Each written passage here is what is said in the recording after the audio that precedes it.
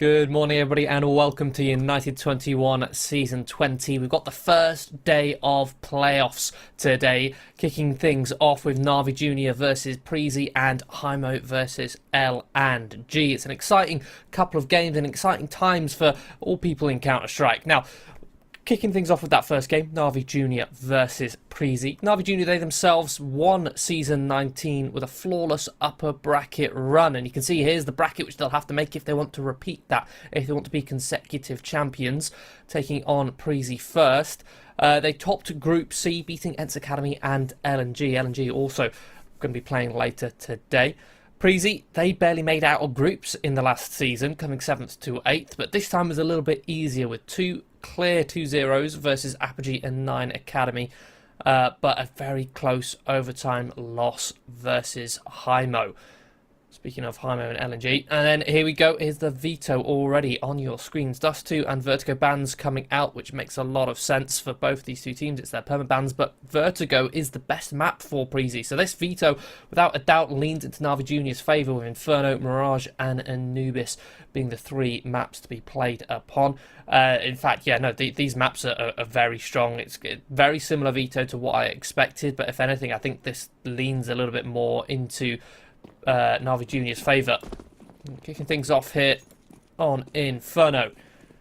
It's going to be Navi Junior starting on that CT side, the defensive side. Preezy, Danish lineup, setting themselves up in a bit of a default. Just waiting to see if there's any CT aggression coming out. See if they can gather some information before they decide to act. And that util, going towards the top of Banana, will be the dead giveaway. Equip. Fires off a couple warning shots, keeps Navi Junior at bay.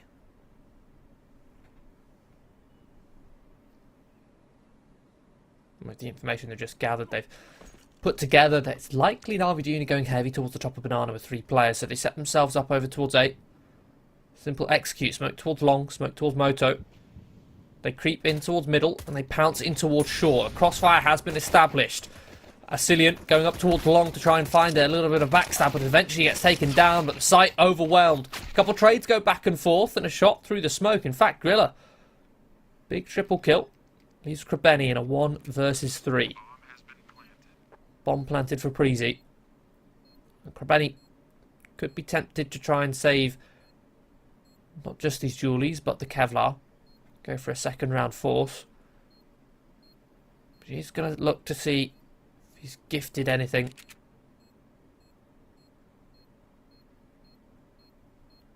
Might be looking to do some damage here instead. Keeping this Kevlar wood and juicy. He's going to find your Bowen. Double ding down by Equip. Won't be saving the Kevlar, just a single frag for his troubles. I think I would have liked to have seen him save that Kevlar. On a map like Inferno, it's a bit more common than most maps to see a second round buy from the CTs if they lose the pistol, and that's exactly what Navi Junior are going for here. We can see them going for the MP9s, getting the Kevlar, going for a full investment. Scout even on Sentry. If they'd saved that Kevlar on Krabeni, he wouldn't have needed to buy that. He would have had an extra $650 left over. He could have gone for a FAMAS. You get yourself a rifle. Now, not a lot of players like the FAMAS, to be honest. Some players even prefer the MP9 over it. But even then, you still could have got some utility, but it's aggressive here. Using these MP9s fast. Getting up close and personal towards the bottom and middle. And Zewig's going to find 2. Man advantage for Navi Junior. And Preezy in a very sticky situation. Asilian just creeping up under the underpass, but Zewig's has it. Watch. Just Becky and Grilla, these 2 rifles. Now have to try and recover the bomb. Grilla's done a good job at taking down Sentry, and these Navi Junior players are low. Yugs overextends. It leaves Mikaze in a 1 versus 2 on 28 points of health. Goes for a quick reposition, and Becky doesn't expect.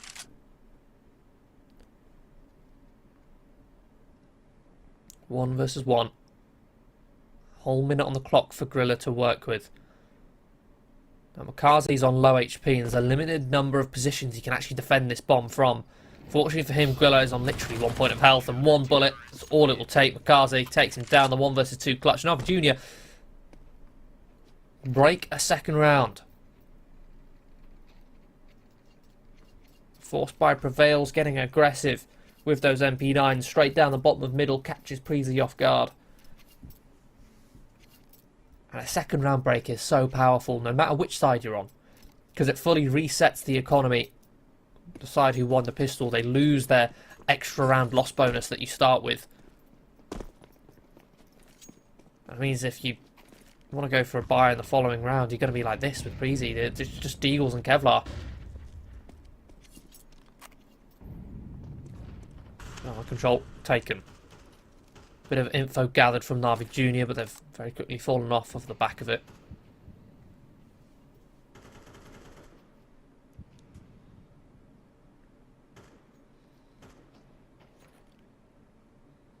Breezy just contacting towards apps. Smoke towards short. Getting ready to pop in towards middle here, especially with the mid to B smoke. This could be a bit dangerous. Demon pushes through the bottom banana smoke into Asilian. That sets up Preezy for prime B split. Krabeni only good for one. Bit of a messy spray. Sentry now has to do the job on the Famous, but again, it's messy on the transfer into the 2 versus 2. HP low on equip, but a very compromised rotation. Na'Vi Jr. have to be really considerate. The possibility of a player creeping in towards CT, but no, they're going to group up, barrel in towards short, steps Herd. Ziog just has to hold an off angle. There you go. Catches equip, can fully reset on the next fight. Asilian has to try and hunt him down. Time on the board. Ticking down. Asilian couldn't quite find that fight before Mikaze rotated in. I love the idea then from Preezy. Going for sort of a B split with just the pistols, catching them off guard, and they were very quiet about it. They didn't give too much information beyond the smokes once they were thrown.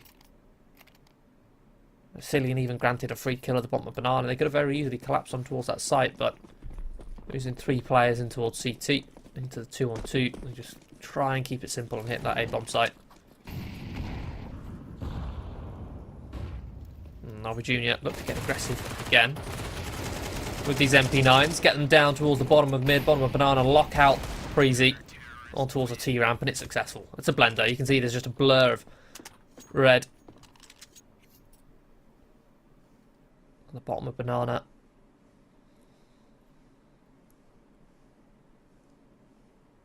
(3-1) lead.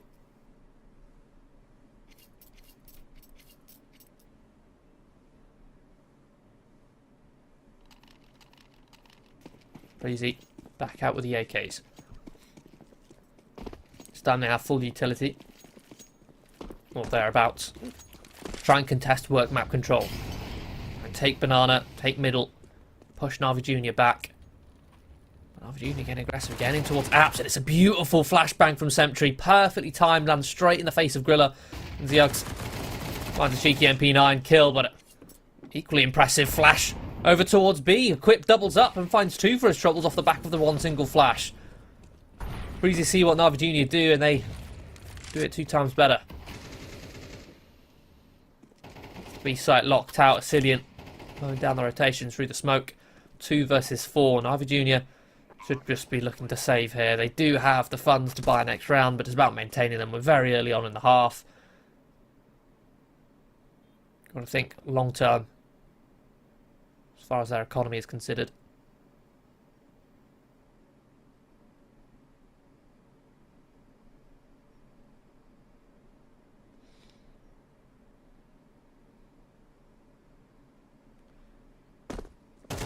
Consolation frags here. Jaboan isn't able to find Sentry. Audio step made, jumping out of apps.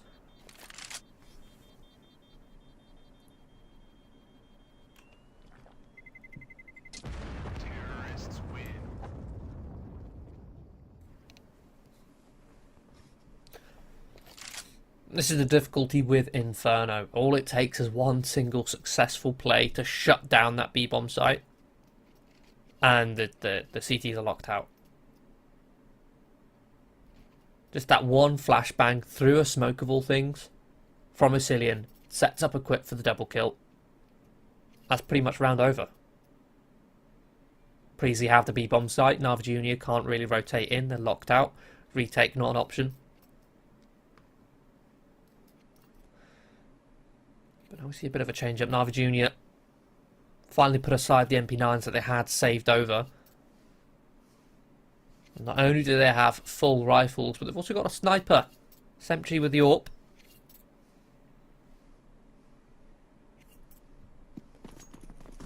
No AWP up on that T side to try and challenge. Try and shut down any aim fights that he chooses to take.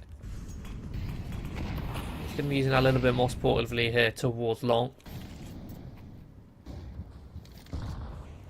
Nav Junior heavy 3-player lean towards B, but Preezy, they're ready to pop, ready to react towards the top of middle, and there you go. A wide swing from 4 players, it's a 1-for-1 trade. Quick reaction from Makaze, but Banana does catch off 1 player. Sentry, the lone defender of A, now grouped up with his teammates, but they're locked out of the site. 4-on-3 retake, Nav Junior with the man advantage. Low HP, but they've got plenty of utility, and they've got kits for this retake. Speaking of utility, Preezy, because of how early this site hit was, because it was also a contact play, a pop towards the top of middle, they've not burnt too much utility. They've got a lot left to keep Navi Junior locked out of this site. Good flashes, good Molotov. Pushes Jabone out, he's isolated. Becky and Grilla now just trying to play time. They're tucking as far as they can, 9 seconds, but there is a kit in play. If they can get onto the bomb in time, I'm not sure if they did. Oh, just about last second. And I love the concerted effort there from Preezy. As soon as it got into that 4 versus 2, the 2 players of Preezy, they just tucked. They just played time. They just knew that 1 second more. If they delayed 1 second more, that's a round win for Preezy. It's something you often see players forget in the heat of the moment when playing for the retake or playing post plants. They forget that at the end of the day, the CT still have to defuse. At the end of the day, they've still got to make their way on towards the site. And if you delay them as long as possible from finding you, don't give them those fights, they won't have enough time to defuse.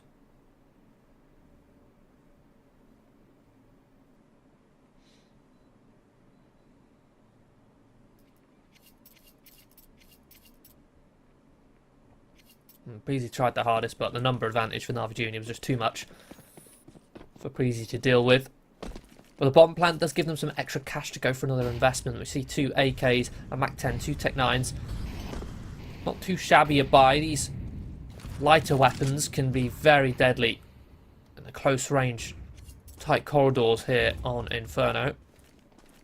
It's a similar play, in fact. It's a pop straight into the middle through the top mid smoke. They catch off the A site with weak defense towards middle. But then what? Preezy, they barrel up in towards the long range crosshairs. Navi Junior then mopped up very quickly. It looked a little bit promising.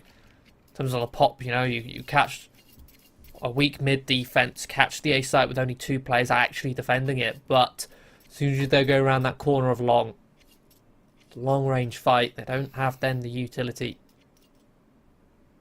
to give themselves some sort of advantage in those engagements.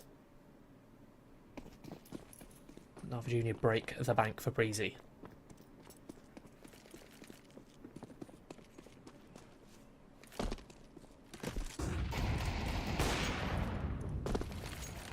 Deep HEs. Softening up a clip. Basilian has found a cheeky headshot on towards Krabeni, getting aggressive. We saw the last time Preezy won pretty much just pistols. Navi Junior charged their way in towards middle.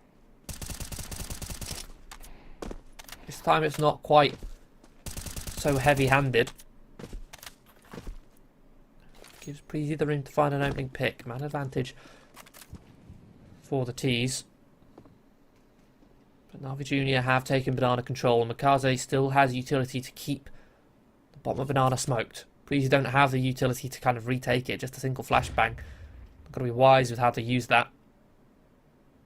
So they might end up just having to wait out this smoke at Banana, which is then just going to get replenished. As soon as I say it, another 20 seconds on that smoke.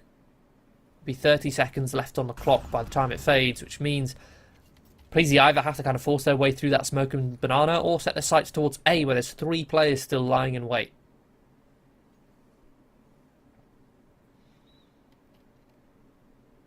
Yugs is in a very forward position. I could definitely see a world where a wide swing from a Tech-9 could take his head off. There's the jiggle, and there you go. Wide swing for the Tech-9, and Demon instantly domed by the Deagle. Sentry misses the shot, overwhelmed, And just like that, the Navi Junior defense, it crumbles. I'm not sure what that setup was supposed to be. They've got 2 players holding short. But it's not a strong setup. Those players can very easily be isolated. A wide swing at that range, the pistols, they want that fight. If I'm running up short with the Tech 9, that's probably the first place I want a player to be, is tucked up on top of that barrel, close range. Somewhere where I can wide swing, use my acceleration, my fast movement speed on the pistol. My advantage, use that run and gun as well. Close range for an instant headshot. Followed up by a juicy deagle on the pit player. At the end of the day, what makes that A site so hard to actually attack for the Ts is the crossfires that can be established by the CTs, specifically between pit and site. And Preezy, because they're on a pistol round, they're on an eco, they don't have any utility to break apart that crossfire. That's what utility is for. You can smoke off the front of site and focus on pit, or vice versa. You can use utility, molly out the pit player, flash over mini pit, deal with him, and then break apart the crossfire that way. But without that utility, that crossfire is incredibly strong, but Navi Junior do not elect to use it. They elect to hold short in a firing squad, which just gets mowed down by pistols. Now, Preezy, due to contest for banana control, a little bit earlier this time, earlier than they have for, well, most of this half. So far, they've been a lot more tentative, maybe sending 1 player in there at most. This time it's heavy with 3, but they receive a lot of utility damage in the process, with the Quip falling. Jebowen also going down to half HP. That's a very early advantage for Navi Junior. Man advantage. They may have left Banana. They killed a Banana lurk player, and they still have mid control. Deep info on mid at that.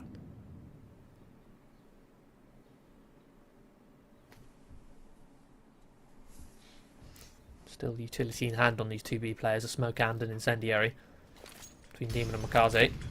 Reactionary smoke dropped, well timed. Incendiary also dropped flushes, or rather funnels, the Preezy players through towards the site, and it's a 2-for-1 trade. Navi Junior coming out on top. Preezy still get that bomb plant. It's going to be a difficult round to win for Preezy if they want to try and defend this plant. Navi Junior set themselves up for the retake. Becky tries to fight in, catch them in transition, but it's not going to be. Seahawks will find the defuse. It'll be a 6th round for Navi Junior.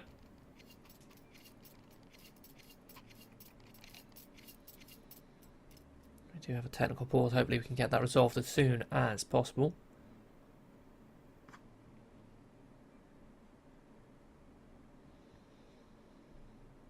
Preezy look to be investing on round number 10. Jebowen, sniper rifle in hand. I believe we saw him wielding it last round, but failed to find its impact. Jebowen is a player who can be very streaky. Previously of a Stralis talent, he was one of the stronger players in that lineup. Now finds himself here in Preezy after replacing Virez. While Virez was a bit more consistent, Jebowen does have those higher peaks.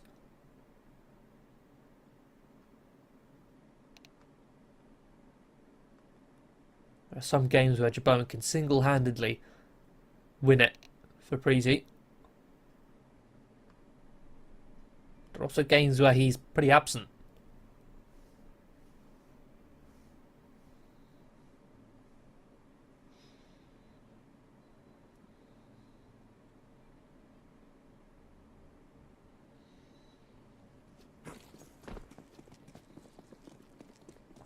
We do see that investment for Preezy. Bit of a compromise. Gorilla onto the Galil. Becky missing util.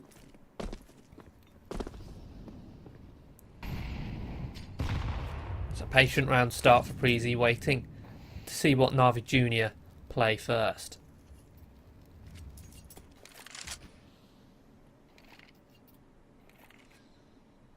I'm going to be seeing a boost up on towards the porch. Something I don't believe we've seen too often so far. Becky flashed out of bedroom into Yap's horse doesn't quite see anything. He's just going to sit and wait for the re-aggression. And Ziyux does look to be posturing his way in towards Boiler. Meantime, Banana control being worked, and Jaboan, there you go. The opening pick with the sniper rifle. The bomber Banana catches Makazi with the HE blowing open that smoke. The patience pays off for Preezy.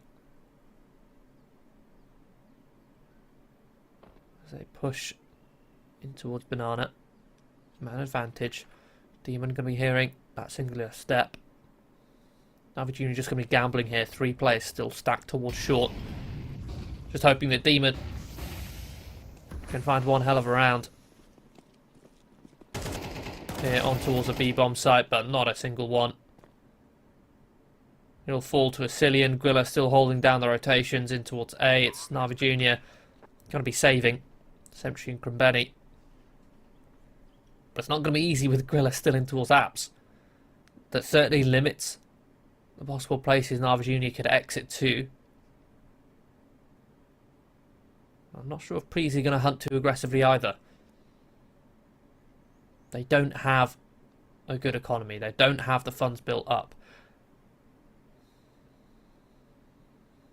Simply put, none of these players, except maybe a Cillian, could die without being unable to afford a buy in the next round, with the exception of drops. Watch the players could drop over. Being 2 rounds left in the half, they want to make sure they can buy for both of them.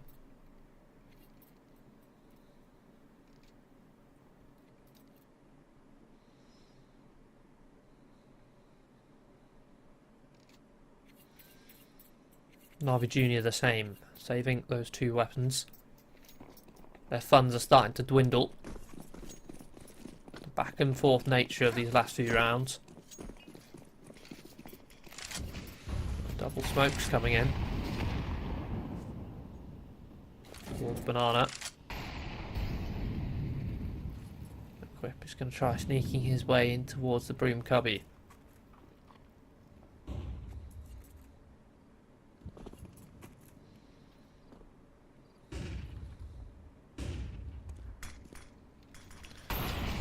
A retake from Navi Jr. Double exec. The utility comes in after the smokes fade. Strong enough to isolate and find an opening pick on towards a Quip. Preezy were tempted into fighting in front of that smoke.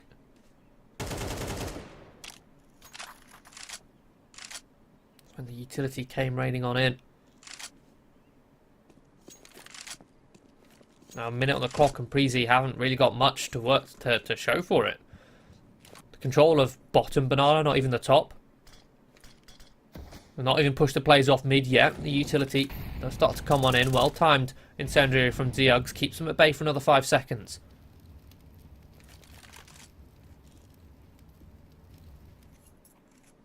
Scopes on short, perhaps heard. Preezy still grouped up all 4 players.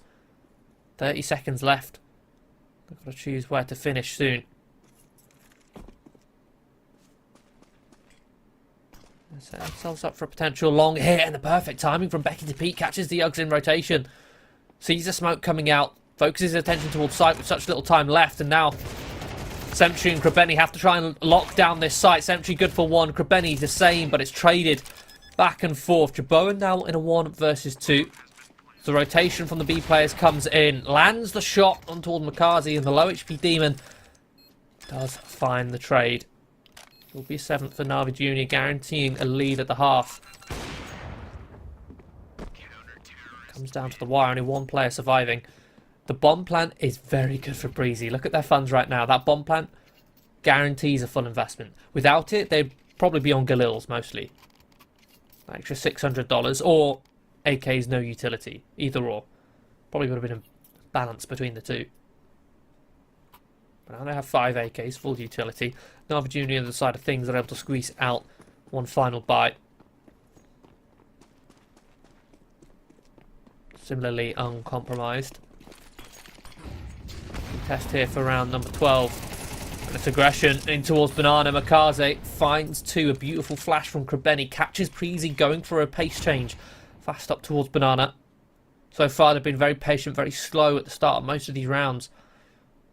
They accelerate faster than they had done so before. Punished. Now 1 minute 20, and Preezy have to try and work back from this heavy disadvantage. Becky walks out towards Boiler, tagged by the AWP. The second shot, Sentry finishes them off, but swings out, finds a second, finds a third. Sentry just mows them all down in towards middle. It will be an 8th for Na'Vi Junior. Very strong half it. Again, bear in mind, this is picked by Preezy. Preezy's map pick. This is the map which they believe they had the greatest chance of winning on. I'll just double check the win streaks on this one. Yeah, Inferno. It isn't a great win rate, I'll be honest, for Preezy on this map. 33% out of 6 games played. That means they've won 2 out of 6. On HLTV at least.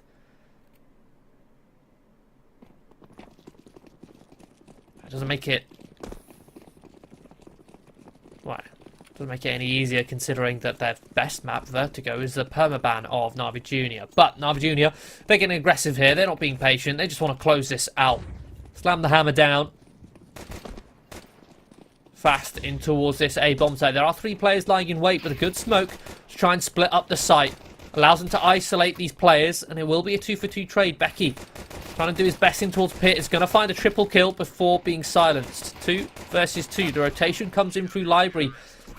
Equip and Griller spamming through the smoke on one of them to dispatch the Na'Vi Junior players. Will be an 8-5. They get a very important, much needed start there for Preezy on the CT side, getting that pistol. Second round, they can therefore go for M4s, a couple MP9s, but more importantly, they denied the bomb plant. Na'Vi Junior going to be going for a full eco, just Glocks.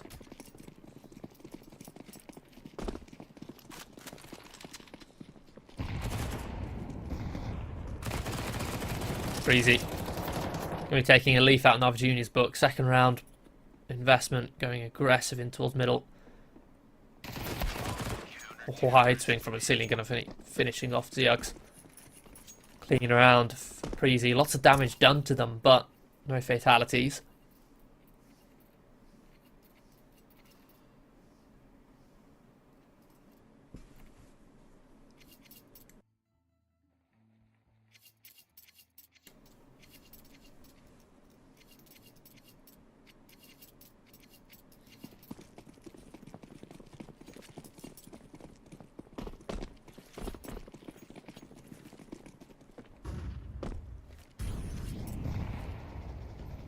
Investment comes out for Na'Vi Junior. The full AKs. Handful of grenades. It's not perfect. They'll have to make do. Krabeni looking to try and find the opening pick on towards Banana. Isolates Equip. Mukazi comes in to support. To double kill. The 2B players fall. Asilian now next up on the plate. Looking to do some damage. And he's successful with the MP9.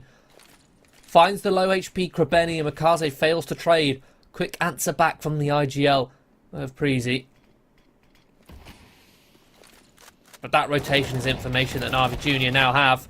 They accelerate up towards A, knowing that this site is now weakened.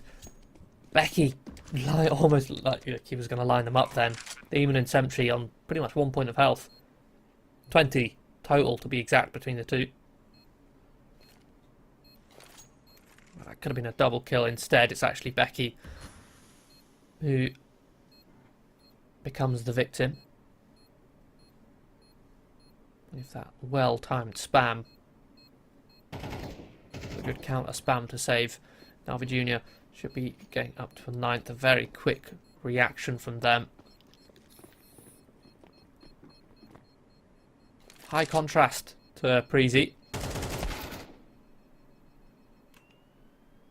Preezy themselves in the first half. In these mid-rounds, they were very slow. They took a lot of time to try and figure out how they wanted to approach the mid-round. They weren't very reactive. It was very much just waiting for Na'Vi Junior to split up their defence, and then Preezy would try and find the better option to go for. As Na'Vi Junior Already we can see they're looking to try and just capitalise, react off of a weakness as soon as they spot it.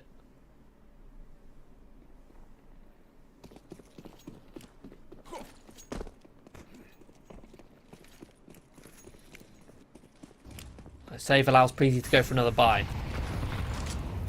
It's aggressive again from Krebeni in the top of middle, this time straight into the flames. There's going to be 3 opening kills in quick succession there for Preezy. 2 players mowed down, forcing their way in towards Banana, and Jaboan's up, finding a pick in towards mid. Sentry and Ziugs. Got to try and recover this round, and look at this firing squad. He's going to turn the corner. And there's 2 just sat ready to mow him down. Ziugs now left 1 versus 5. Bomb still pretty much in T-spawn. Steps made. Ziugs drops out of apps. Becky hears the steps. Ooh, very messy spray. Hello, Ziugs has found 2 beautiful headshots. Issue is, quick reaction from Preezy, who are still 3 players over towards Banana.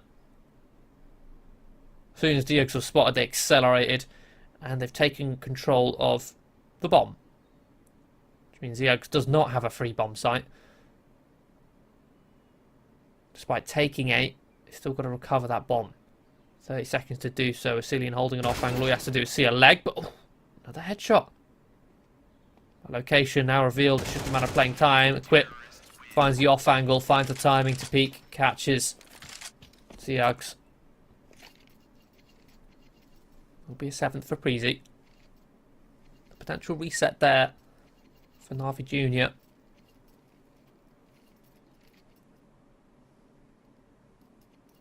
It does look to be perhaps a half by Ziugs. Look to be tempted to go for an AK, a hero AK. In fact, no, he is going to go for it. The hero rifle, a top fragger on the server.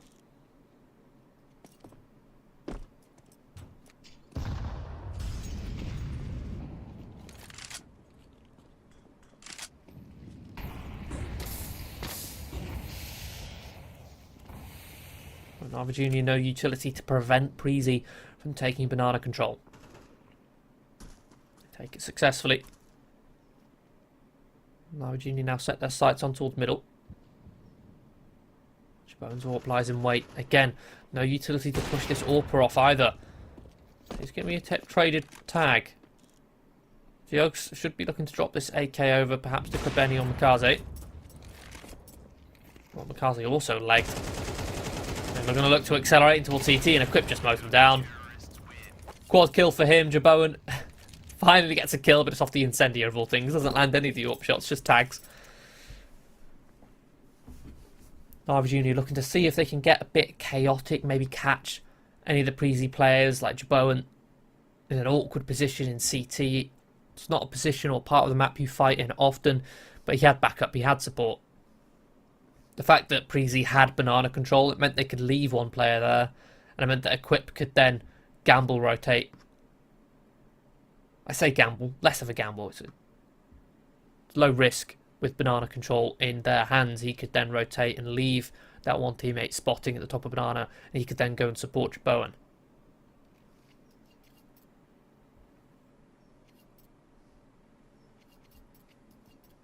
That hero AK doesn't find any kills for Ziugs.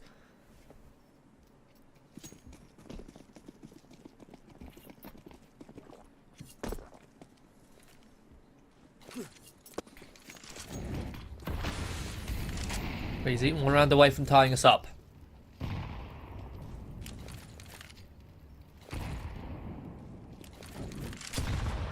Late take from Navi Jr. Good counter utility. HE's traded back and forth. So are the flashes, but it's Equip with the running gun, which will find the opening kill on towards Makaze.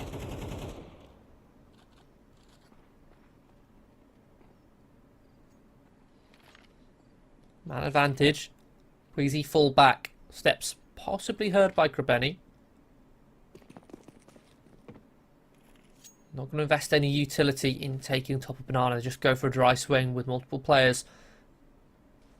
Just in case there is a player, but the steps heard. Preezy happy to sit in this 3-2 setup. They've lost control of both middle and top Banana. Means they don't have information to play with these rotations. Means it's going to be reliant on these two players towards B holding down this site together. Locked in behind the execute. They are going to find a couple kills, in fact. They found 3. Krabeni now left alone to Navi Jr. The flash comes out. Grilla activates. Navi Jr. site hit. Not as successful as they'd hoped. It's a difficult setup for Preezy because they've had that man advantage. They chose to fall off of Banana. They chose to play towards the site, which means they didn't have info on Banana. But the thing is, on A, they didn't have info either because they were playing at the back of the site. They weren't playing for middle. As far as they were aware, a Navi Junior player could have lurked out in towards middle for free. They could play with the rotations. So Preezy didn't want to get caught. They just sat and held the 2-3 setup. The two players successful defense. And now Navi Jr. onto pistols once more. This time they have some utility to back up their Tech 9s. It's aggression from Preezy. They look to slam that boot home. They don't find anything, just a bit of damage traded.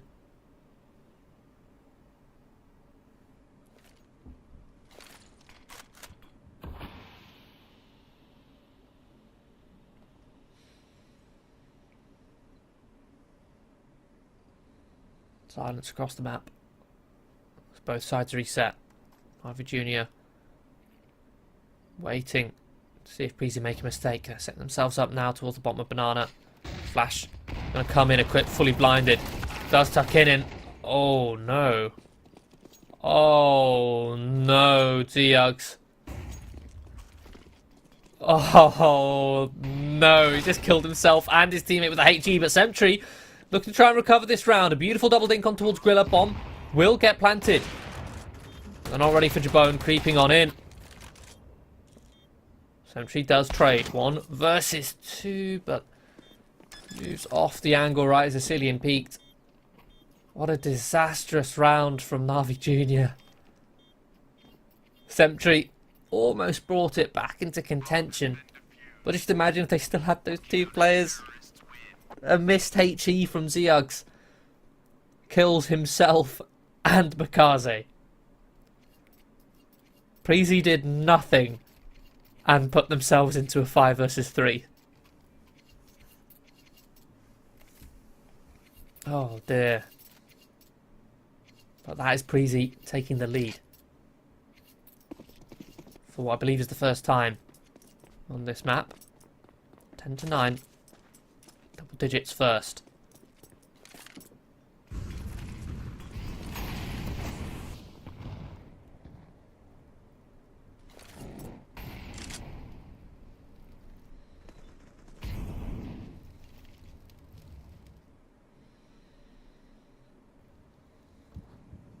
Again, it's relatively passive from Preezy here. They've started to completely give up middle.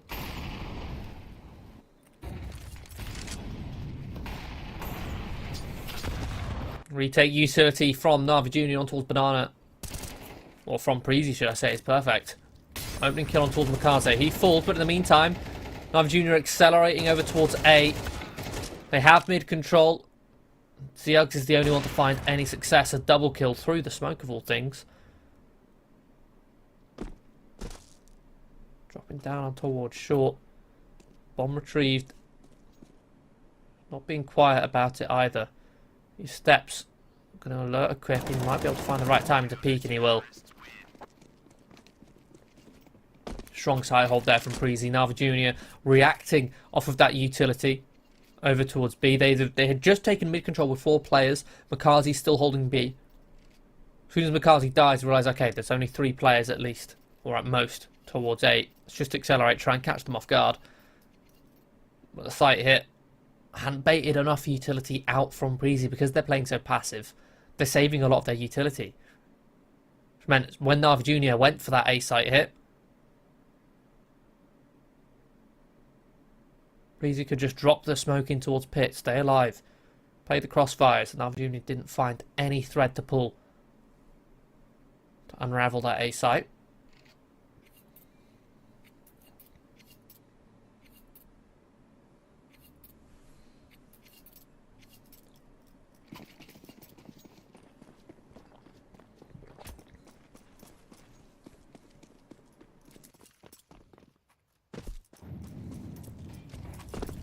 United21 Preezy making a little bit of a comeback here if they take this. Now aggression from Navi Jr. here. Very fast in towards Banana, and then he catches the Preezy players off guard. They're good for one. In the meantime, an aggressive player from Preezy in towards the bottom of middle also falls. Equip and Asilian. Both removed. 2-man advantage for Navi Jr. Now they group up, all 5 players together. Preezy have the read. Deep info from Becky, clearing out apps, clearing out second mid. Pop comes in, Grilla picks off Demon. Playing from Coffins. From a 2-man advantage to a 1-man. Grilla wants to find another, lots of damage done. Lots of damage received. Preezy, I think, are just going to look to save. Japan wants to keep that AWP up in play. Becky wasn't quite in position to set up for the retake there. 1-man disadvantage. Preezy just want to keep their funds in a healthy state.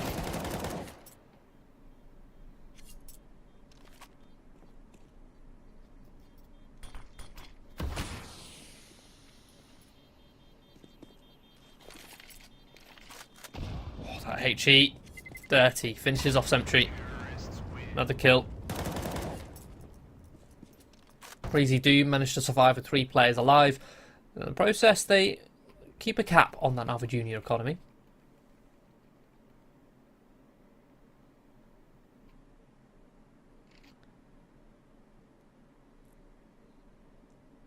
That means extra reinvestments have to come out, and we won't really see the fruits of their labour here, with the exception of perhaps Sentry not being able to afford a Molotov.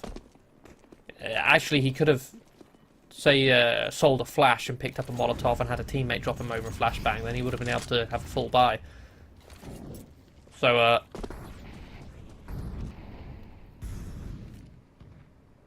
bit of a mistake there from Navi Jr., but we'll see if it comes to bite them. But most importantly, what's happened with those extra kills from Preezy in the previous round is it means that those reinvestments keep the economy low for Navi Jr. Should Preezy win this round, Navi Jr.'s bank will be in a very compromised position.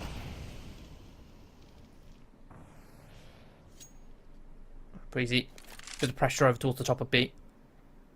Happy to leave Jaboan posted on the corner of Moto. Well, not Moto, sorry, the fall on the corner.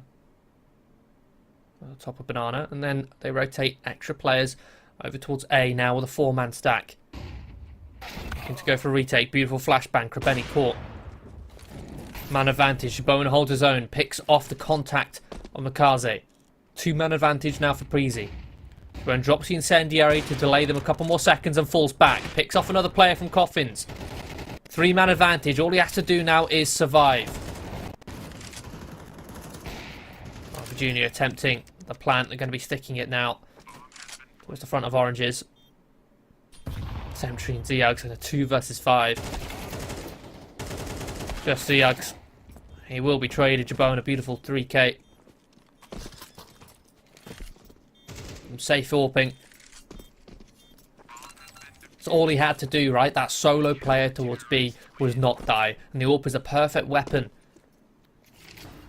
for you to play forward, find a pick, fall back. That's exactly what he does. Takes down Makazi, creeping in on a tight angle. More than enough space to fall back, even with the incendiary to delay even more time to fall to an even stronger angle towards Coffins. And there will be map point for Preezy, looking to take their own map pick. Considering this was an 8-4 half for Navi Jr. It's a very strong CT side from Preezy. Navi Jr. struggling to actually find anything. The bomb plant, that extra $600 for Navi Jr. will give them another buy here on round 23. They'll get rifles out once more. There are compromises though with Galils on Makazi and Sentry, missing utility as well.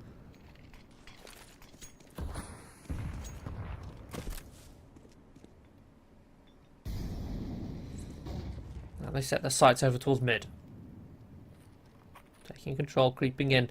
Not making too many steps, just so that Preezy can't figure out exactly how many players there are behind this mid-controlled utility. Smoke towards Moto, spotted out. Becky, a well-timed flash. Allow Grilla through, but a reactive spam.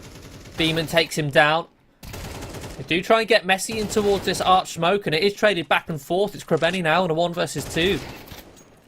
Make it 1 versus 1. He deals with Becky. Now knows that Jaboan, likely the solo player towards B, goes for a fake to see if he can gather some information. Jaboan, he himself hasn't heard all this noise, so is concerned about the possibility of Krebeni repositioning, going for a fast flank.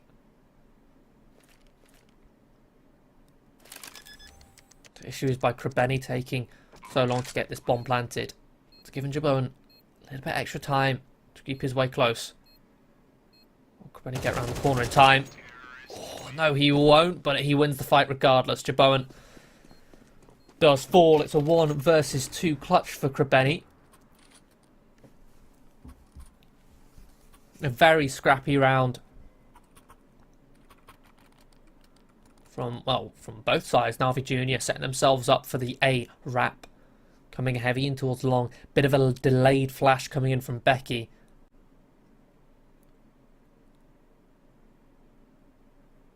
Preezy trying to capitalise on the chaos caused. Over towards long. The Quip running in through the arch smoke off of the back of the library player dying. But it's Krebeni's clutch. That is key. They're going to be using their final tactical pause.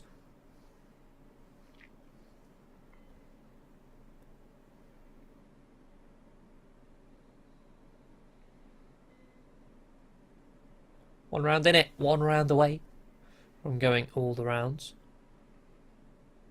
Or rather from going overtime. We already are going all the rounds. This time it's a full investment for either side. Even the AWP's out. Both Jaboan and Sentry.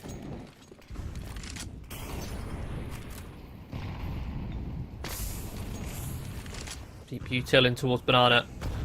There's Jaboan to find the opening pick, boosted over the top of the smoke. Krebeni does trade, but it's traded twofold. Grilla with a double. Jaboan holding down in towards middle.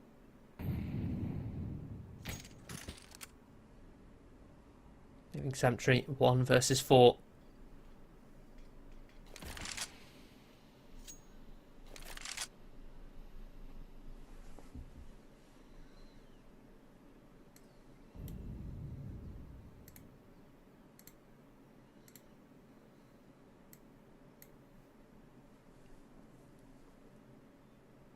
Got to try and unpick this site defense.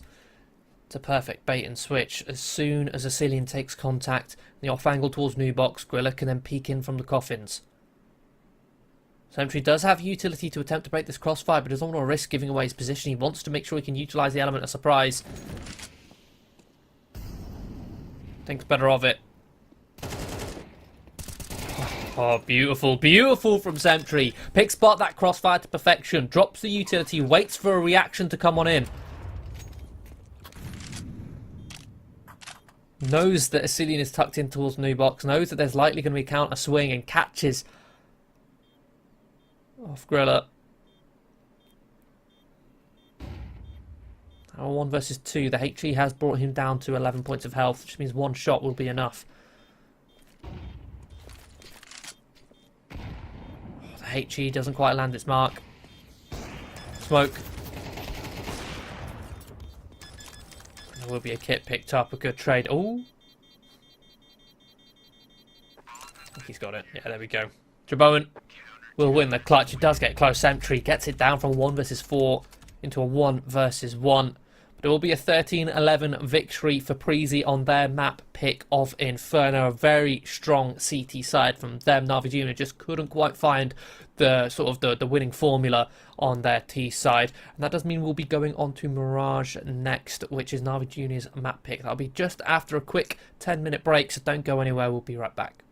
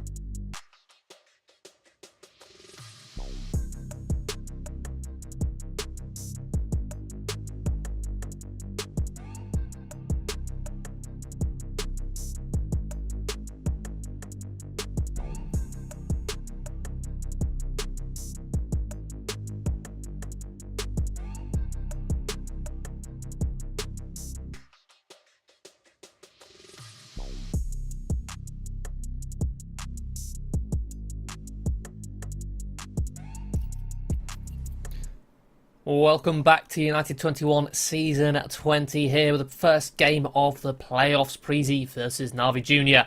On to map 2, which is Mirage, Navi Junior's map pick. We just saw Inferno, and Prezi are going to be thanking their lucky stars that they managed to take Inferno 13-11, because Mirage here, Navi Junior have a 4-map win streak and Prezi have a 7-map loss streak on this on HLTV. This map should, in theory, on paper, be Navi Junior's every day of the week. And we're kicking things off with a bit of a B-pop here. 4 players sprinting out. Zeogs taking point. Equip. Tucked in, dancing around the pillar. Going to be overwhelmed. Gulla's only good for 1. Boots it up on towards the default box. Man advantage for Navi Junior. They're about to get this bomb planted. Double smokes, in fact, to lock out the players in market. Smoke towards window and towards door.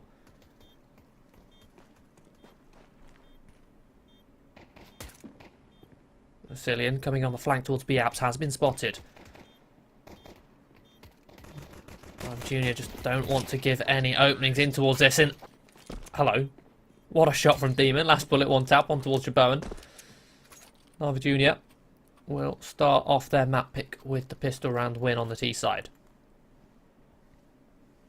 Prezi therefore should be a full eco from them. Not likely to see an attempt at a second round break on a map like Mirage from the CTs.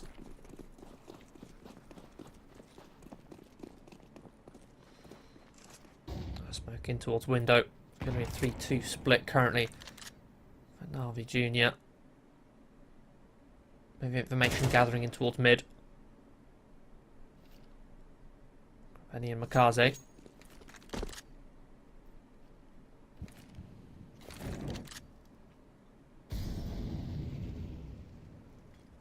Kazi left his own devices with the Mac 10 and he peeks at the perfect time just before the flash pops. Manages to mow down 2-3 with the help of Jaboan before being dispatched. Rest of Navi Junior can therefore react, popping up towards that A-bomb site. With a bit of an execute, leaving Grillo in a 1 versus 4.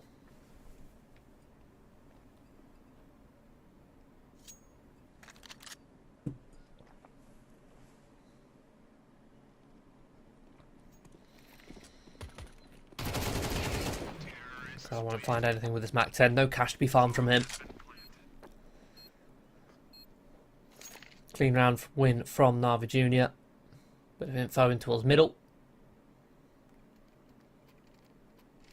Setting up Makazi to gain even further information in towards connector for a quick A split. Round number 3. This is where Prezi come in with the M4s with the rifles, the full investment. With it being a 3rd round buy, they're missing a decent amount of utility and also missing kits, so retakes can be a little bit more difficult. So they're going to take fights on their terms. Aggressive, 2 players in towards the top of mid. Becky gets his way up and towards the top of Catwalk. Jaboan does the same. They don't want to overextend. You know, it's likely Navi Junior would have sussed out the aggression. So they reset. But the thing is, they've not found any frags off the back of this aggression. And they invested a decent amount of utility trying to take mid, trying to fight and contest for mid control.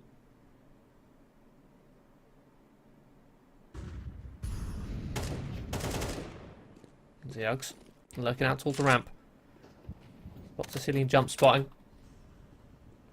This whole time it's a setup to try and bait and equip in towards default. He activates, finds Demon. Makazi tries to lurk in towards connector, but Jaboan in rotation towards short catches him in the back and equip holds strong. Benny and Zeogs now left to try and find the rotations. Grabeni successful with 1. HE from Zeogs another. Still a man disadvantage. Beautiful headshot from Grabeni. Catches Becky in transition. 2 versus 2. Bomb still in the hands of Prezi, and Jaboan finds the perfect time to catch Grabeni. Zeogs now on the 1 versus 1. Does he anticipate a Cillian to have rotated all the way from the ticket booth up towards the top balk? He has picked up the bomb. Only 20 seconds left. He won't be able to run towards the B bomb site. He has to go towards A. Cillian should know this. He can just stay tucked in towards Palace. Zeogs is not going to expect this. And there you go. Finds the right timing. Denies the bomb plant as well.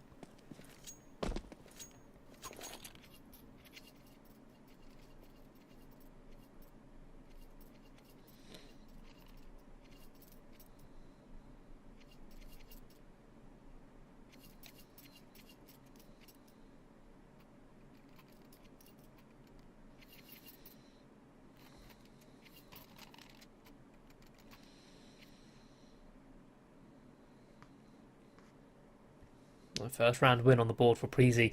The issue is only one player survived. It's not great for the economy, right? Preezy, over the course of 3 rounds, have only had one player alive at the end of the rounds in total. Navi Jr. still able to invest 4 rifles for them. McCarthy's gone down to a P250. Preezy can get the M4s out, 3 to be precise, but it's Equip and Becky having to go down to MP9s.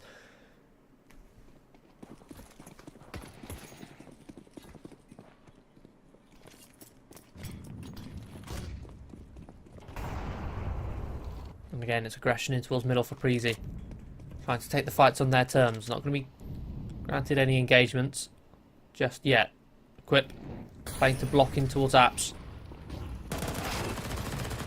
Oh, Demon tries to force his way through the smoke, set up to try and bait a rotation. He's successful at causing the rotation. He's been a big enough distraction despite not finding any kills, despite going down for free. He's brought the space for Navi Jr. to hit this A bomb site. But a few too many players have fallen in the process. 2-man advantage for Preezy. They have to set themselves up for a retake. A beautiful flashbang. McCarthy with a P250, trying his hardest to find a way into the round. In fact, he's found a second kill. Trading Krabeni's push into the 1 versus 1. Just has to land a good headshot. But Equip hold strong with the Galil. Knows that the pressure was heavy on towards McCarthy there.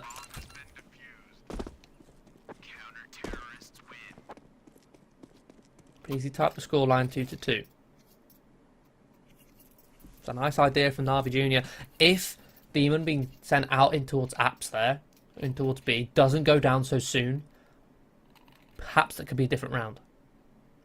Perhaps he could have caused enough of a distraction to weaken that A site even further.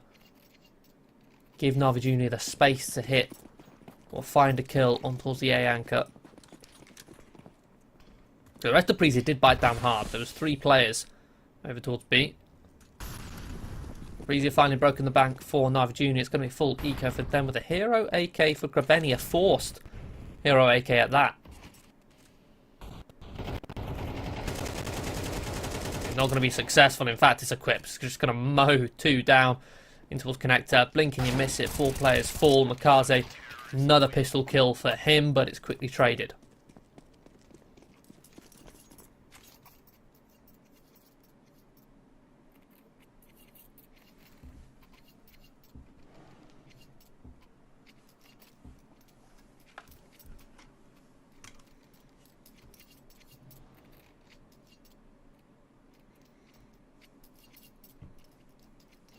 Navi Jr.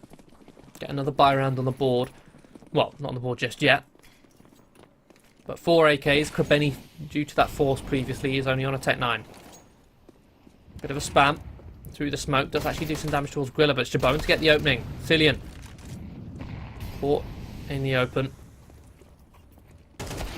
Reaction from Navi Jr. They accelerate here towards this A bomb site, and Zeugs has mowed down 2. But a quick rotation from Becky catches them off guard again. Navi Jr. so far, these last 4 rounds or so, have been a bit of presence towards mid or towards B, and then trying to pop on towards A, catching the rotation off guard. But it's not successful. The issue is when they're making this pressure over towards, well, mid or B, Preezy are just happy to sit retake. They just sit 1 player towards stairs or towards ticket booth, and that player is good to find 1 kill and fall back to play safe. And then at that point, or even finding the openings elsewhere across the map, to be honest, a lot of this presence over towards mid or over towards B is coming at the cost of players' lives. It just means that even if Navi Jr. take that A bomb site, Preezy just have to trade out on what is one of the easier sites to retake in all of Counter-Strike.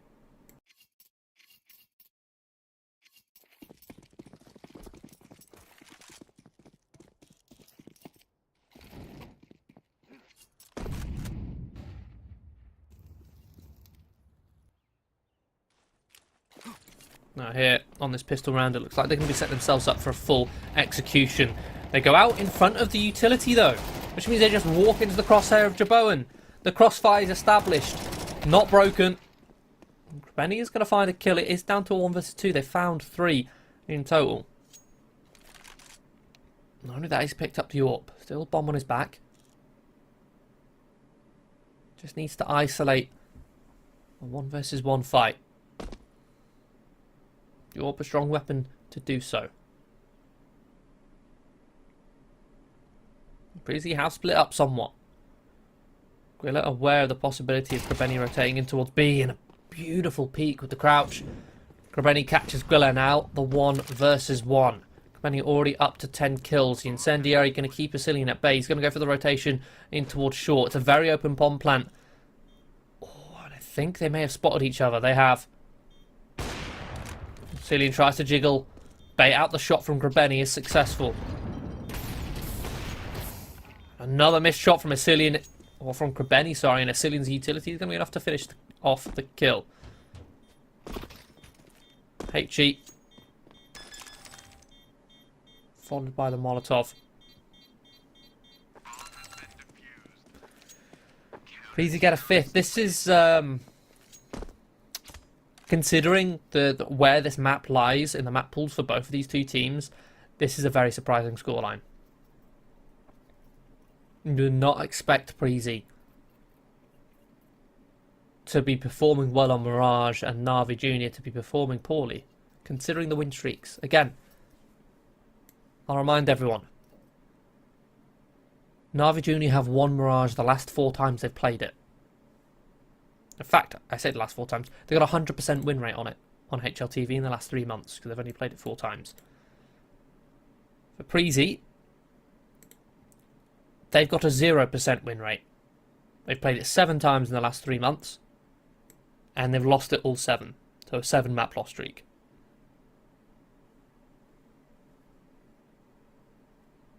Now, you could definitely put this result, or at least the performance from both these two teams, down to the level of preparation, right? Breezy could take one look at the analytics center on HLTV and be able to figure out, okay, this map is going to be guaranteed a pick from Na'Vi Jr. We'll be prepared for it. The Danish team almost certainly have done their preparation for this game. They could be knowing exactly what to expect, have all the counters in mind already.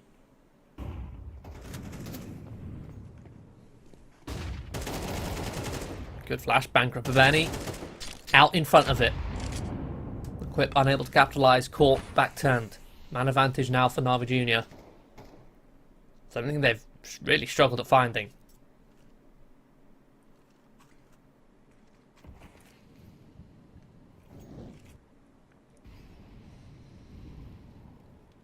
Just a simple 1v3-1 default. Again, something which Na'Vi Jr. haven't really attempted.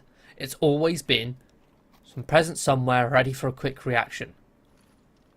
Just trying to go for a left-right goodnight. They set themselves up for a default. Krebeni brought the freedom to lurk, finds the time to catch Asilian. Even gets the information on Becky. Now the players coming towards ramp can try and isolate, but they don't expect Grilla to also be stacked in. But the trades do come out the sight hold. Does not withstand for Breezy. Even Jabone in a 1 versus 4.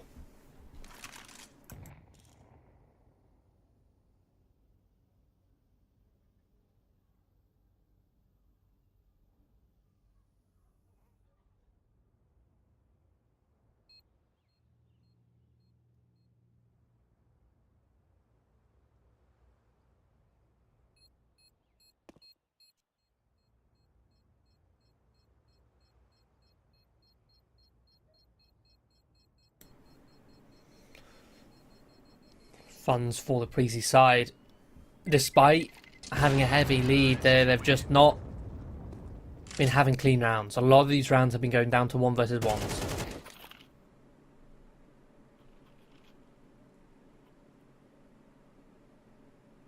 Which means they've not had the opportunity to build up bank. Every round comes in with reinvestments, more costly than the last. And it means that this one saved AWP has incentivized them to go for a force buy. Becky and Grilla only with 5-7s.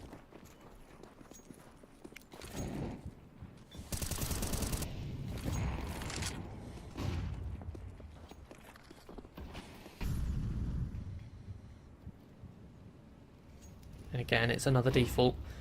This time a little bit more pace up towards catwalk. Krebeni again finds a quip towards the bottom of mid. On his own, isolated.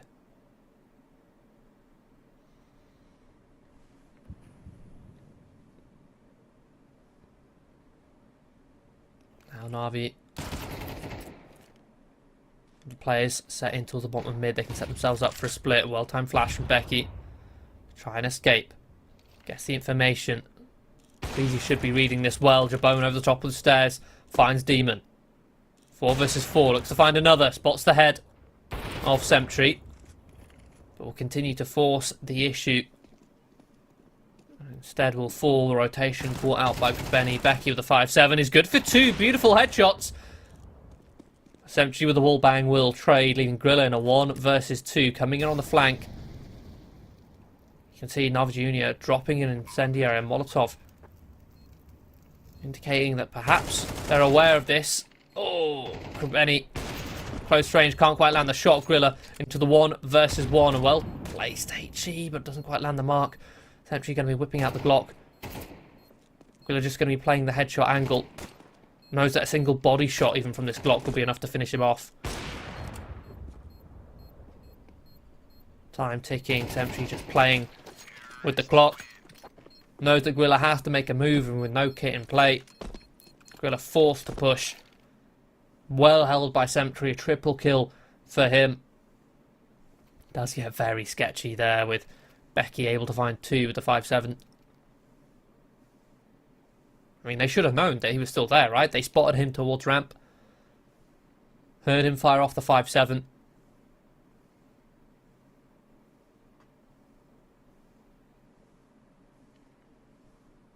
I'm going to be getting a technical pause. Hopefully that will be resolved as soon as possible. Na'Vi Junior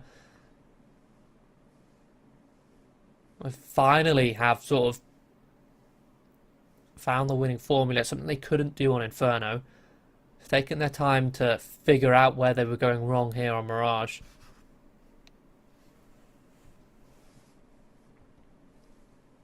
But going for these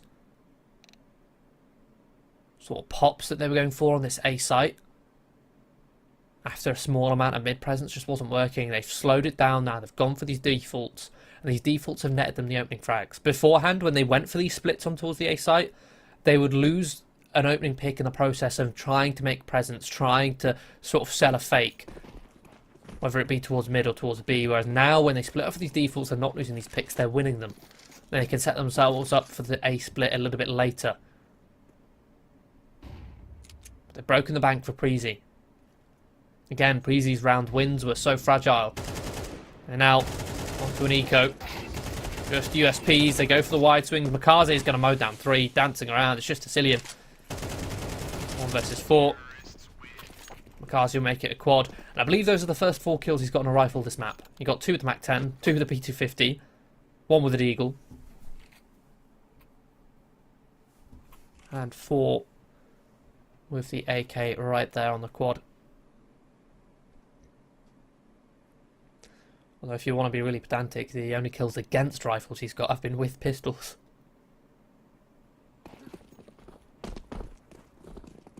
It's Krebeni leading the way currently for Na'Vi Junior, up on 15. Finding a lot of these frags on the lurks, cutting off rotations, finding the openings, but it's Makaze who's going to be finding them here. Na'Vi Junior pick up the pace. They know that Preezy have been trying to contest for mid, trying to fight for mid, and constantly Na'Vi Junior have come out on top with Krebeni finding or isolating the players split up. So Preezy, they decide to fight heavy with multiple players, and Na'Vi do the same. They fight aggressive. They're the ones the firing squad. They catch Preezy off guard. Now it's just a quip in a 1 versus 3.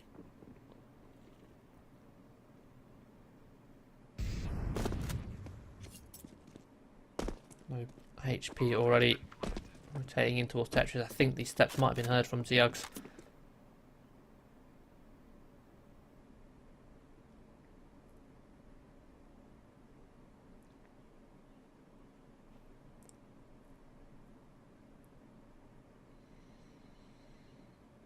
Only 3 players alive for Navi Junior. They're not hunting too aggressively. They want to make sure they can get this bomb exploded. Dio's himself on low HP, so he's not exactly being careless with clearing all these angles. Terrorists win.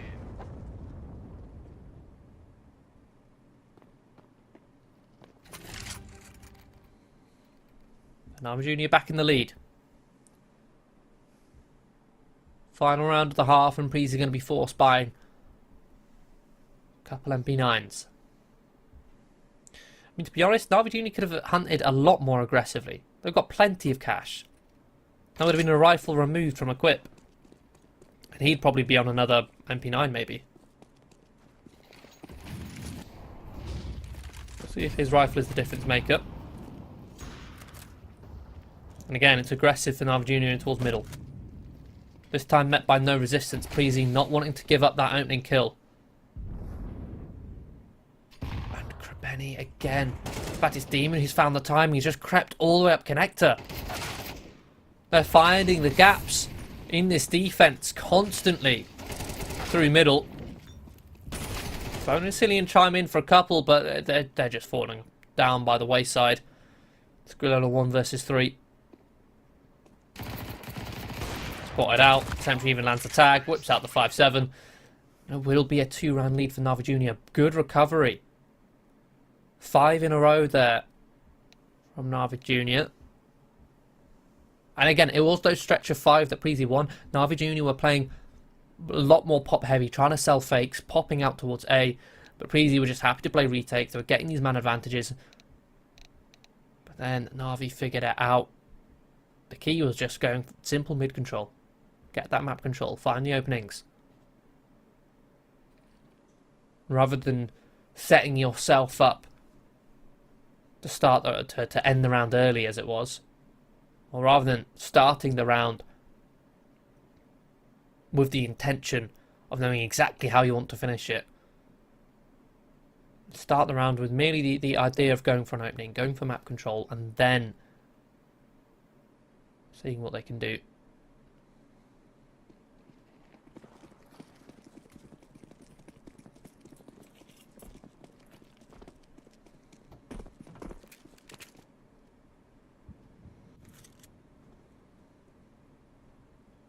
Pistol round now. Preezy on the T side.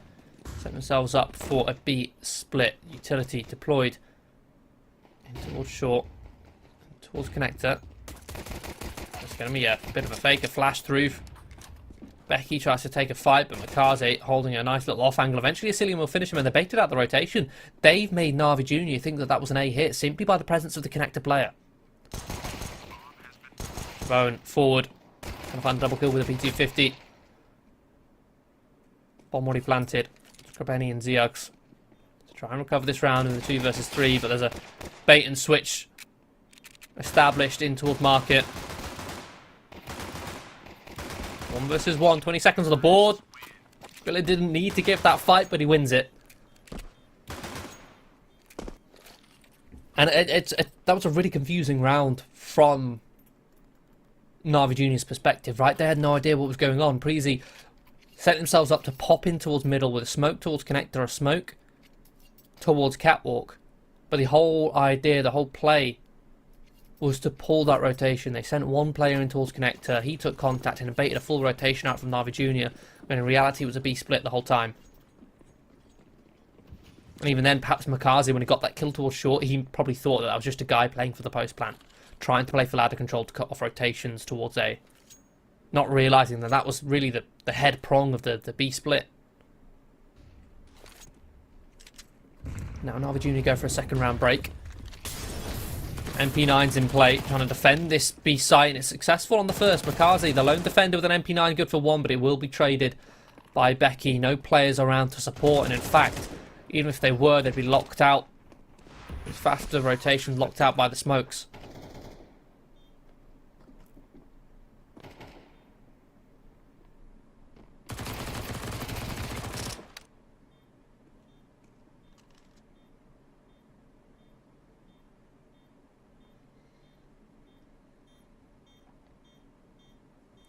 3 versus 3. Narva Junior have been able to pick off an extra player, but no time, no kit. They're still locked out. They're just playing exits at this point, seeing if they can find any of these upgraded rifles. Sentry with the Deagle. Going to be hunted down. He'll find a second, but it won't be around much longer to try and pick up one of these rifles. Instead, Krebeni and Ziogs will be saving the MP9s.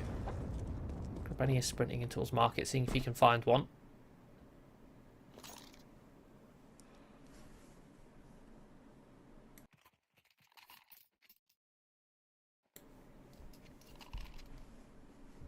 Tied back up, 7-7.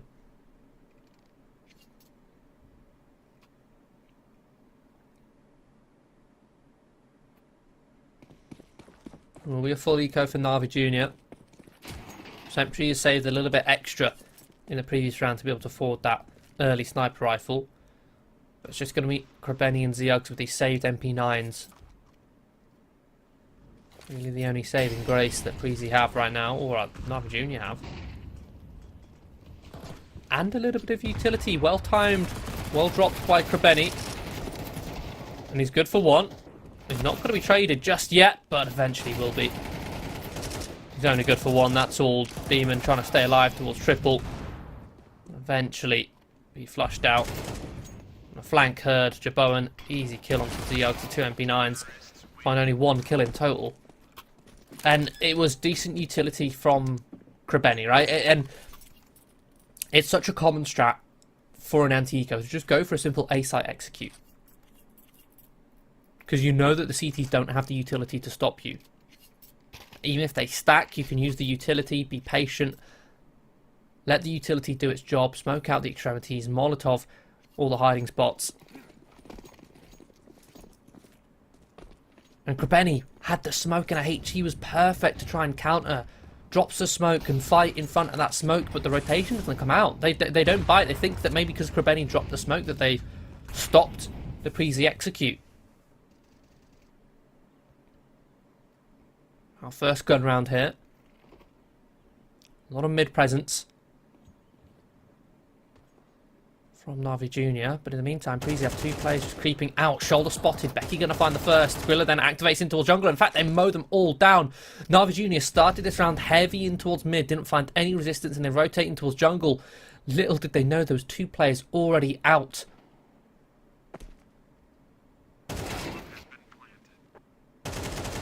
Towards ramp. This lurk from Equip. Going to be preventing Narva Junior from saving any of these weapons.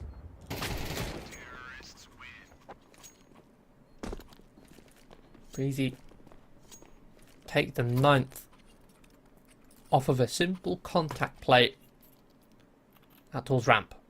And again, perhaps that could be down to preparation. Maybe they've identified that Navi Junior on the first gun round on their CT side of Mirage like to play aggressive from mid. They like to set a precedent, and they know that maybe looking at the heat maps that Ziogs on that A anchor spot likes to play towards dark, especially early on.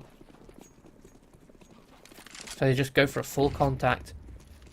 2 players, shoulder to shoulder, back to back. They find a flurry of 3 frags. Narva Junior now down to the half bar. MP9's invested. 5-7 in a Deagle. Not contesting Preezy's mid control either. They're setting themselves up for a fast B split here, but McCarthy's going to find the first with the MP9. And Jabone can't really trade with that AWP instead. They've got themselves 2 rifles, including an AWP as well as the bomb. 3 versus 3. The mid player's now dealt with. It's just Becky and Grilla. Got to try and recover this bomb. They've done so successfully. McCarthy's giving it up, but it's beautiful. It's beautiful. McCarthy identified that they were going to get aggressive into that and clear that out, so he falls away. Leaves window. Or drops into window, but he's still in a position where he can re-aggress and finds 1. Quickly traded. 1 versus 1 now. Grilla, 17 points of health, but still has the bomb on his back. Demon has been able to pick up an AK. This is a very dangerous round. Navi Junior. In fact, Demon reading this very well as Grilla starts to shift in. Does he turn around? Turns his back at the worst time, and I think Grilla may have spotted him.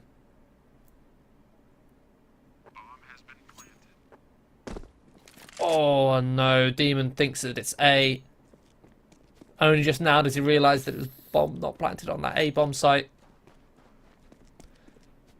Griller's got himself in a deep position. There's no reason for Demon to expect Griller to be tucked in here. None at all. Griller is low, and if he is checked, but no. No head. No helmet. No head kev. The Demon means Griller's M4 will land the first bullet, one-shot kill. Will be double digits for Preezy again, first to 10.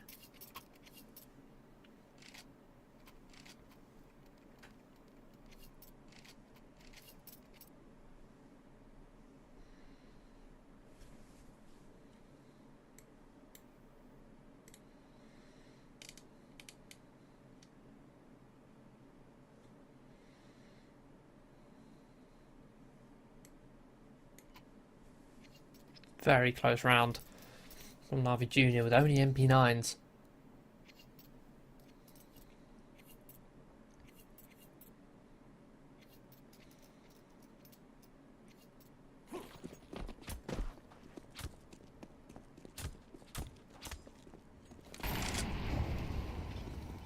Investment comes out from Navi Jr. Sentry with this sniper rifle looks to get involved in the action early on. Zeuggs tries to clear ramp with him, but falls to Becky's crosshair. Now Preezy react. They pop. They were setting themselves up for this A-site hit all along. 3 versus 3. The mid lurk dealt with. Navi Jr. can now focus their attention towards the bulk of this A-site hit. Demon peeks in towards Tickaboo. Griller doesn't expect it. Finds the right timing.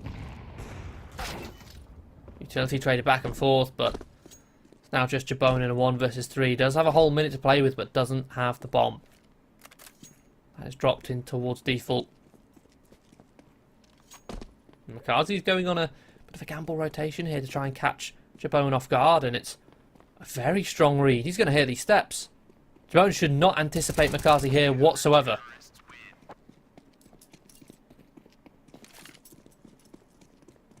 As far as Jabone's concerned, Navi Jr. have the bomb. Navi Jr. have all 3 players near the bomb. Why would McCarthy leave the bomb? McCarthy read that to perfection.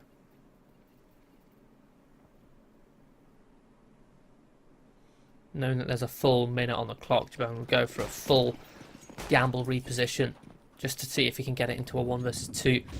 That's Preezy's bank broken. On to just Deagles. Single flashbang for Asilian. Set themselves up for a bit of a mid-pop. Old-timed utility from Sentry. Bit of a missed shot though. McCarthy will be traded 1 for 1. A second missed shot from Sentry.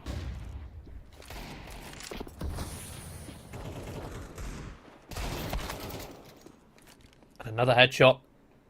3 versus 3. Another trade back and forth. And Krapeni. The wide swing caught off by Becky. Zeuggs and Sentry. Zeuggs being overwhelmed, dancing around this default box, looking to see if he can pick off these players, but he's running out of bullets. Only 9 left, and he's slowly being pushed further and further back. And they go, another Deagle headshot. It's just Sentry left in the 1 versus 2. He's had to drop the AWP, pick up the M4. The bomb is actually making its way towards this B bomb site. Bit of a gamble from Asilian, but the risk isn't going to come through. Sentry's gone for a rotate through towards T-spawn, and he's going to look to retake this A bomb site. He might be lucky enough to find Griller if Griller doesn't turn around in time, but he'll soon realise bomb not going to be ticking. Doesn't even find the kill. Griller confirms his location. He can just sprint away.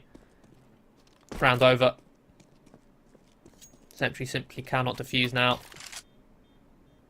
Well, not only that, but he's also thrown away his AWP, which Asilian has now picked up. Okay. Sentry has defended it. But still. Preezy with just Deagles. 4 Deagles, 1 flashbang. They managed to win a round.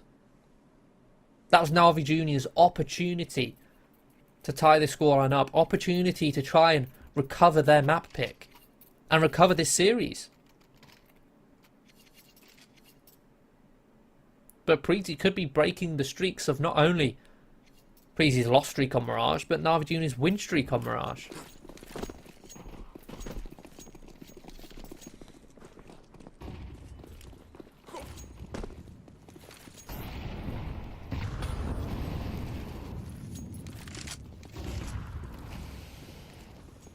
Aggression again for Preezy in towards middle.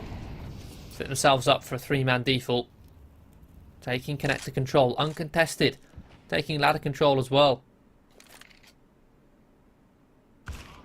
Push Navi Jr. back into Bowen. So far in towards short, catching McCarthy's rotation off. Sentry, the lone defender of B, overwhelmed. Good for one, but it's Jabone on towards short. Another trade, and the ceiling can now cut off the rotate. It's a good spray, but can't quite transfer onto the second. It's just Zeug's. 1 versus 3. 12 points of health. Quip will finish him off. Preezy up at the map, match and series point here.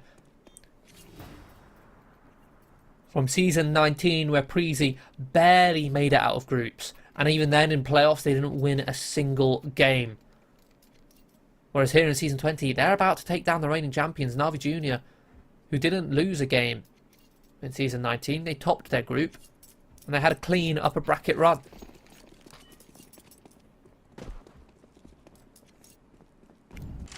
All they've got to defend is 3 and 4's of FAMS and MP9, next to no utility. 1 minute 43, and they just burnt a second to last smoke.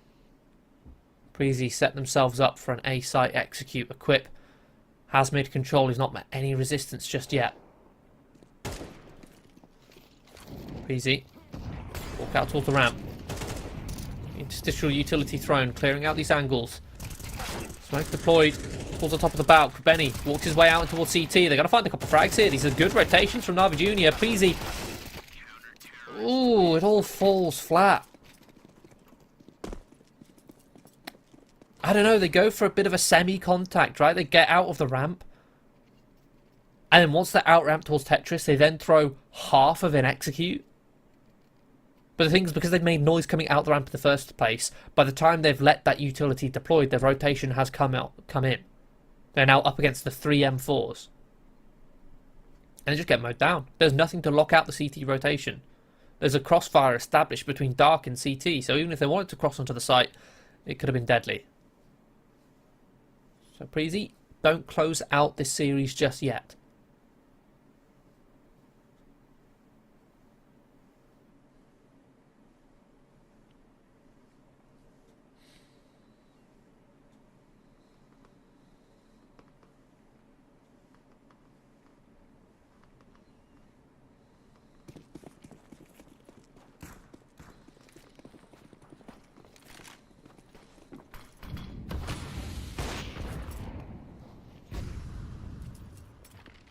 Second win from Navi Jr.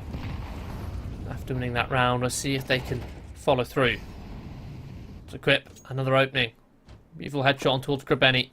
Towards connector. Equip, another trade in towards short, and the B player from Demon overwhelmed. It's a 2 versus 4, Sentry and Zewigs. Have to find some miracle to win this one. Locked out of this site. Smoke towards the door. They're going to be funneled in through the window, but it's a hard crossfire to break, and Becky's going to find 2. It will be a 13-9 victory on Mirage for Preezy. They'll take the series 2-0. Not only have they ended their loss streak, but they've also broken the win streak of Navi Jr. on Mirage. And furthermore, Navi Jr., the reigning champions of United21, now are going to have to be making a lower bracket run. Now, what a beautiful series that was. We've got another series coming up later. That's HEIMO versus LNG, and that's just going to be after a 46-minute break. So don't go anywhere. We'll be right back for that series.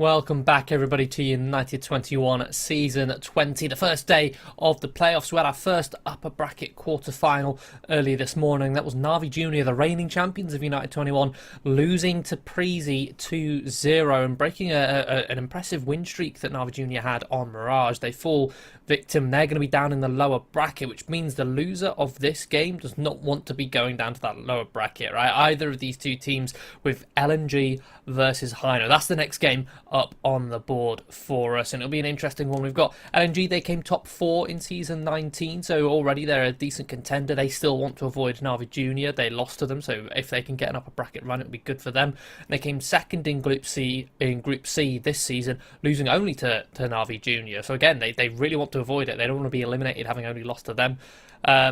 HEIMO, they finished their it's a finished roster, starting to make some more HLTV appearances as of late. And they topped Group B in in two very close 2-0s against Preezy and 9 Academy. So a bit of an unknown quantity for HEIMO coming into this best of 3 series. You can see the full group stage brackets on the screen here. We can see you've got obviously a Nolimo, HEIMO, Unity and Navi Junior topping the groups, and some interesting names coming in close second with LNG, Viperio, Preezy and Illumina. A lot of teams who maybe quite were on the cusp of making playoffs last season who have just made it, the likes of Viperio. Some heavy hitters like LNG who came top 4 last season, only just making it through in second. See the veto coming through on the screens. We've got the Nuke and Vertigo bans. These are the permanent bans for either side. Nuke is a very good map for HEIMO, so it's going to be disappointing for them having it banned straight away.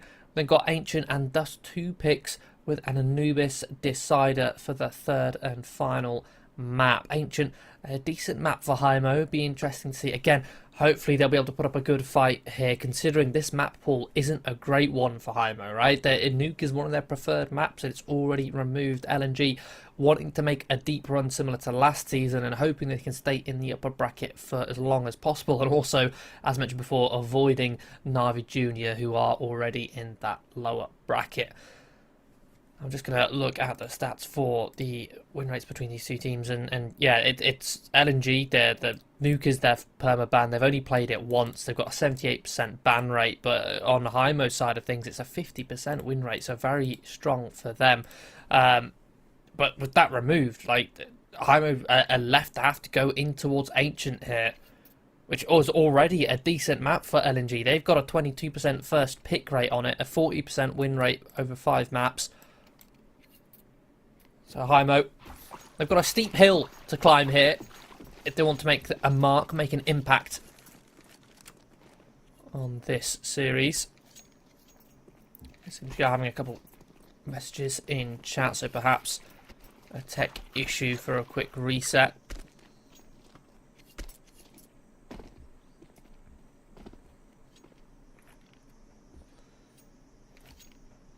Players to watch out for on the LNG side. Probably Krivda and Malkis. Malkis, the AWPer for LNG. A couple games that I watched last season, he struggled to find his impact, but he does have a very high ceiling. Krivda, certainly an X factor. So player, while his fragging may not be lights out, it's the level of impact that he finds round after round. It'd be interesting to see the sort of play that HEIMO can bring out here. As mentioned before, a bit more of an unknown quantity. A lineup that have been together, at least a core, for 11 months. Had a couple roster changes, I believe 5 or 6 months ago, with 2 players swapping in and out.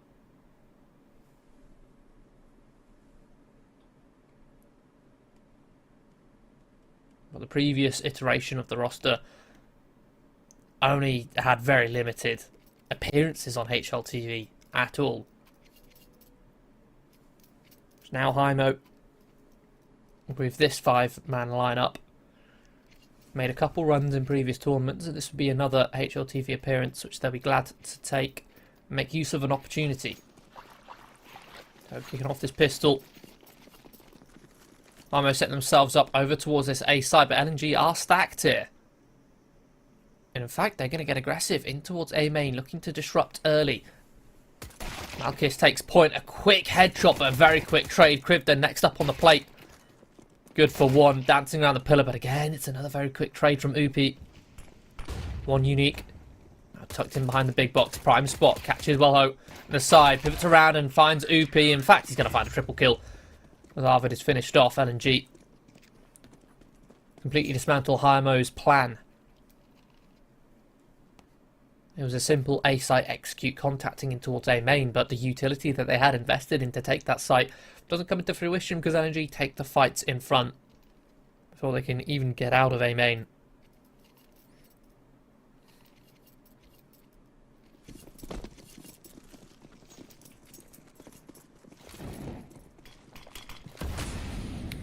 Despite not getting the bomb plant down, HEIMO are going to attempt a second round force bite.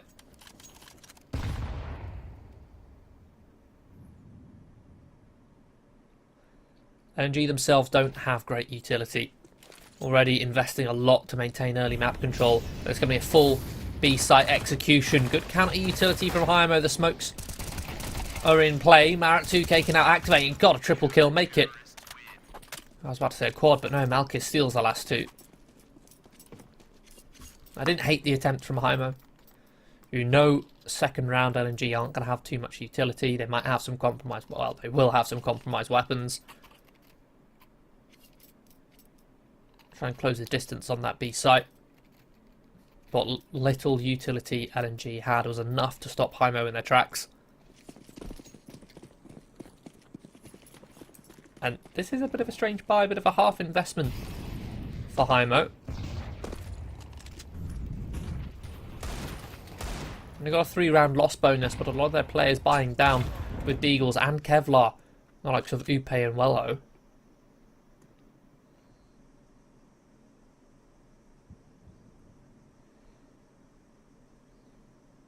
They're going to be contacting in towards A main. Krivda and MP9 holding an off angle towards the big box.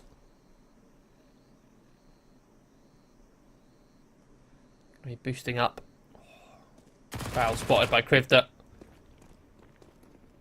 Quick finish of Upi. That Kevlar, that Deagle invested now. Not finding any payoff off of that investment.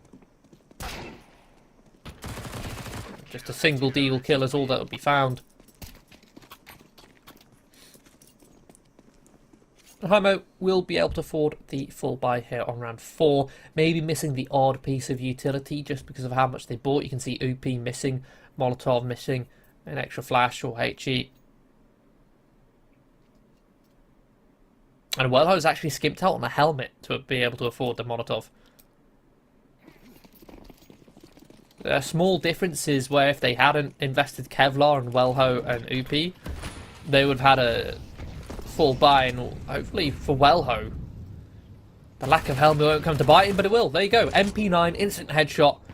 I mean, I'm sure that even with a helmet, I'm pretty sure one unique would have found that frag.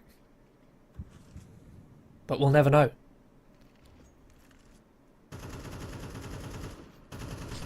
Man advantage already for LNG. They can give up mid control, they can focus their attempts, and Arvid, a solo play up the ramp, looking to go for another frag. It's dry, there's no support, no utility to find that kill. And Upi looking to try and recover. It's just 2 1 versus 1 fights. It's very uncoordinated from HEIMO. 2 versus 5.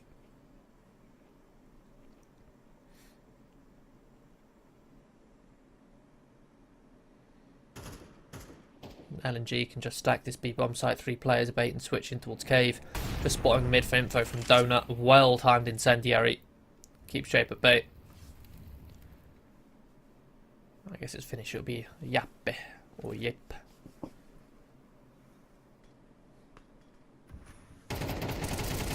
Well spotted. The trade comes through, and that's what matters most. One single frag for HEIMO on their first buy round. Not a good start. Looks very flat, uncoordinated, splitting themselves up into a default, but splitting themselves up too far, going for solo fights across the map. Solo lurk from Wellho in towards middle. A solo walk up towards ramp on a shadow angle of all things.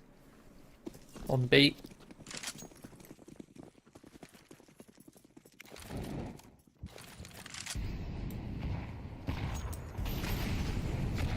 HEIMO on pistols once more. Alright, dodges the flashes, drops the smoke in time.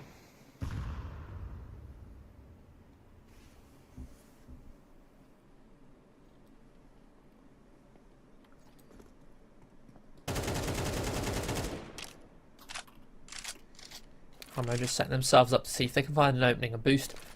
The box outside the slope, replenished smoke from LNG. This HE is going to be dirty. Yeah, Lycus even finished off by the wall bang.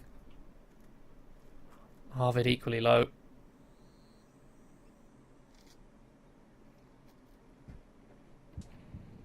And again, another replenished smoke into the cave. LNG right now, they've not been contested in mid whatsoever. They take mid early on at the start of the round, and then once they have it, they just fall back to a 2-3.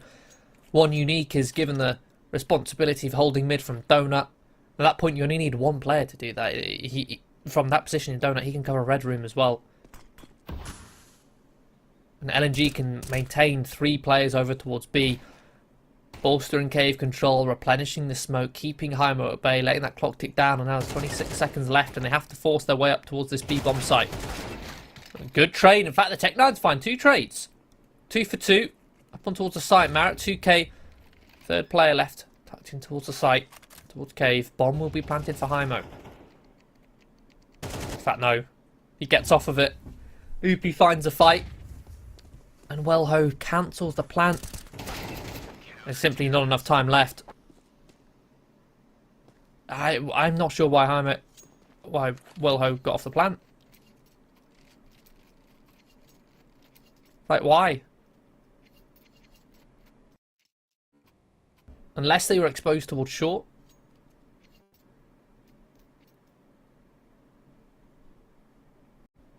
And they are paranoid about the potential of being pushed from short. But then you can get wallbanged from short there, so I'm just not sure. Regardless, HEIMO fumble that round.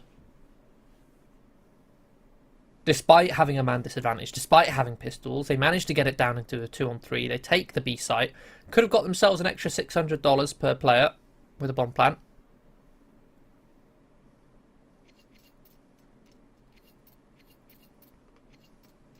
Oh no, the round is lost. LNG get a 5th. Maintain their clean sheet. Although a lot of economic damage done, LNG would have had a lot more money here otherwise.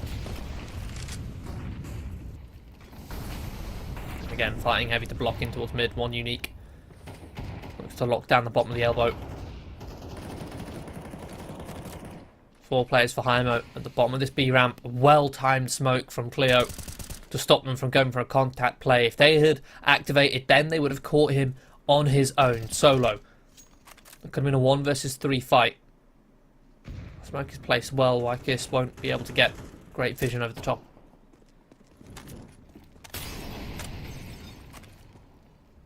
Well-timed Molotov from Arvid pushes Marett 2K back out of cave. And we're going for a fight in front of it. The smoke fades. One Unique activates in towards heaven. Oopie and Wellho have found a couple of frags. Cleo caught off guard with a well-timed flash from the CTs. Fully blinds Wellho back into the 3-on-3. HEIMO struggling in these rotations. They try and capitalise on mid, knowing that one Unique has now fallen. And in doing so, Grifter catches one in rotation, puts the man advantage into LNG's favour. Marett 2K has got a lot of information down the slope here. Good reaction. Grifter is going to find another. HEIMO failing to trade in this 4-on-3 that they had.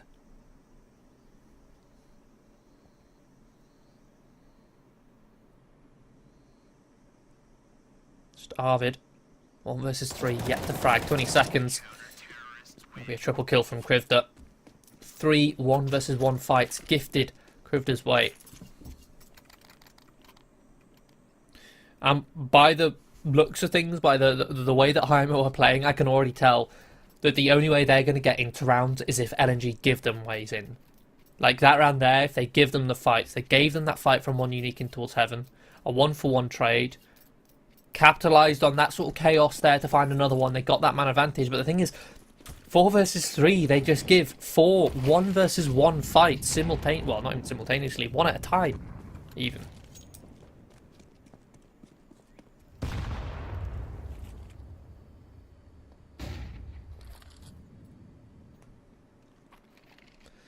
Now HEIMO, they sit back.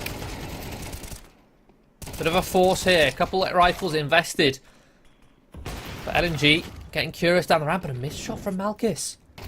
Put it into the 2-on-2. Krivda flashed out. Caught by the HE and the smoke. One unique now has to recover things in the 1 versus 2.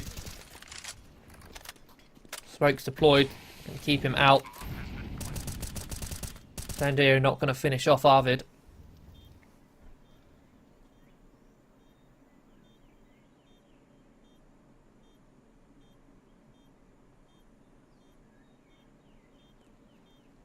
Might be up to one unique to save it. 20 seconds, does have a kit but no smoke. Gonna be granted the first kill for free. Arvid just has to play time. That's it. One unique looks to exit. We'll take down Arvid in the process, but HEIMO get the first round on the board, and again it's because LNG gave the fight to HEIMO. HEIMO was sat outside of the B doors, and even then the actual engagements went LNG's way. They got the man advantage, but it was quickly traded back thanks to, in part, due to a missed shot from Malkis on the AWP towards Pillar. But like, HEIMO's mid-rounding, their trading has not been great. Their coordination has been poor. If LNG don't actually give them anything, HEIMO struggle to take it. And they split up. This time it's Wykis with the AWP, finds Krivda. On top of the boost. One man advantage, opening kill. And now HEIMO try and react, but in the process Malkis picks off the AWPer. Thins the herd, 4 versus 4, even state of affairs. HEIMO are so split up right now. Fortunately for them, the aggression from Marat 2K as a reaction to the presence over towards A gets caught. Back into the 3-on-3 as Wellho's lurk is found. And Upi finds the right time to peek. Can't quite convert the kill. Instead it's going to be Jape. Coming on the flank, through towards Temple, lines them both up, leaving one unique and a 1 versus 3. LNG going to be so confused as to what's going on in this round. It's literally a default from HEIMO. Like, it was simply just a 2-man push over towards A main to go for a pick. They get it. They then, those 2 players react towards A. A third comes in with the bomb. One of the players falls. You've then still got one guy mid, one guy towards B, one guy towards Temple, one guy towards A. It's all over the place for HEIMO.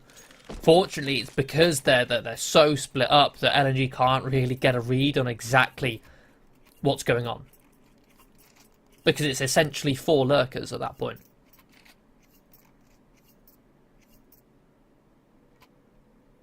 Fundamentally, it's not very sound from HEIMO, but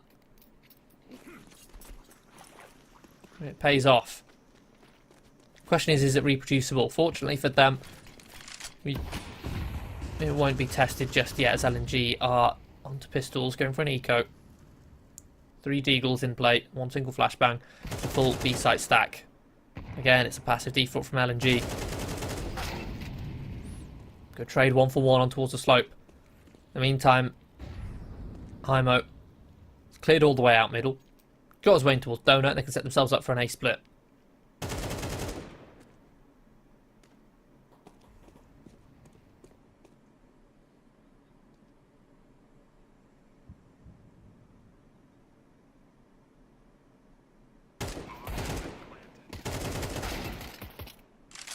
Well, Ho overwhelmed.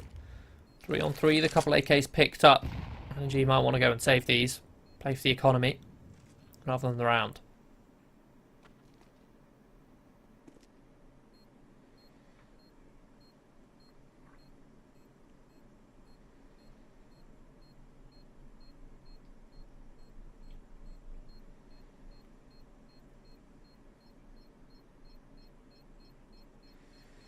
Yeah, just sticking around to see if we can find one more rifle.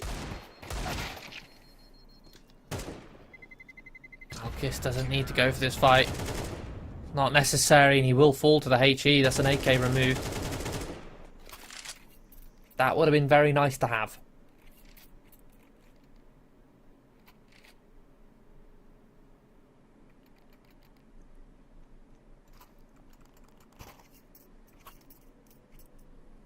Would have been a bolster to their funds, but they'll still invest regardless. Have a full buy here. Orp dropped over from Cleo to Malkis.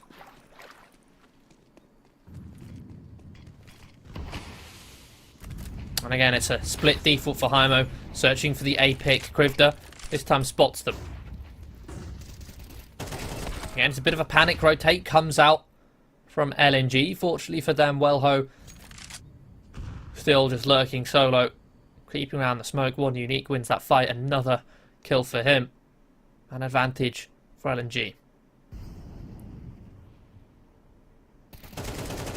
Oopie.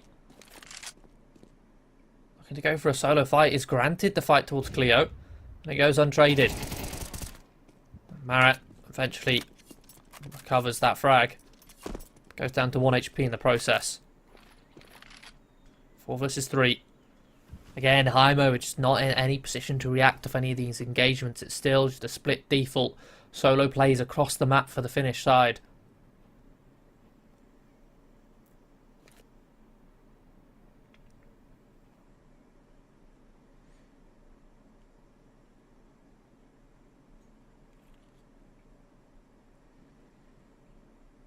LNG, they get aggressive using this man advantage and the low HP of Marat 2K to get a lot of information going on this flank, coming towards cave, but HEIMO have frozen. It is being watched right now.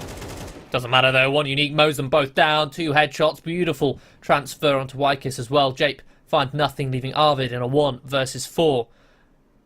A bomb not even his control, 14 seconds, he's got to try and recover it. Makes a step. Confirms his location. 1 unique's just going to tuck into the corner here. Goes for the no-scope. Misses it and will fall. But Arvid will go down before time. 7th round for LNG. They guarantee a lead at the half. Again, this is so one-dimensional from HEIMO. Unless LNG give up the kills, unless LNG make heavy mistakes, then HEIMO don't really have anything.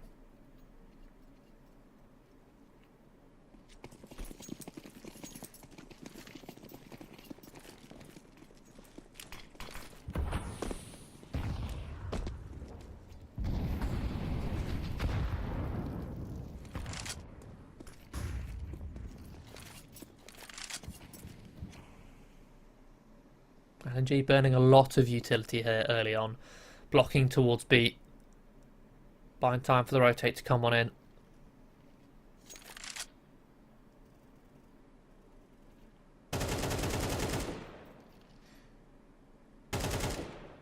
Wellho has lost that mid-fight so often. Now he's forced to play a little bit more timidly. Malkis with the AWP. Finds the opening kill on towards Oopie. Now Wellho. He creeps in, forced to activate with a man disadvantage.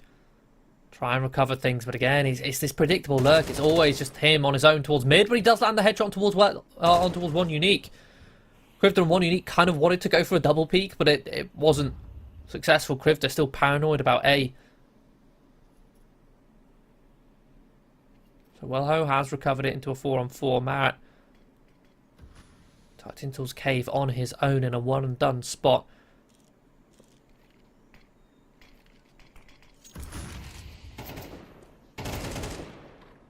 But Marat activates the presence on towards the B site, forces his hand.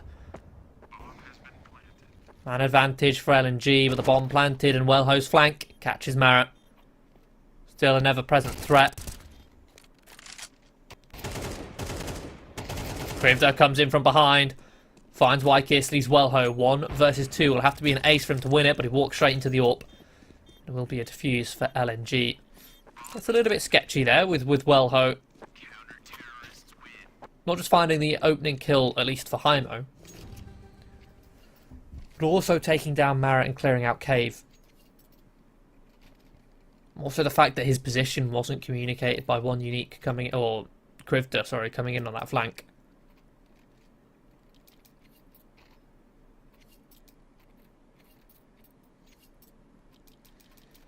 Have a quick technical pause.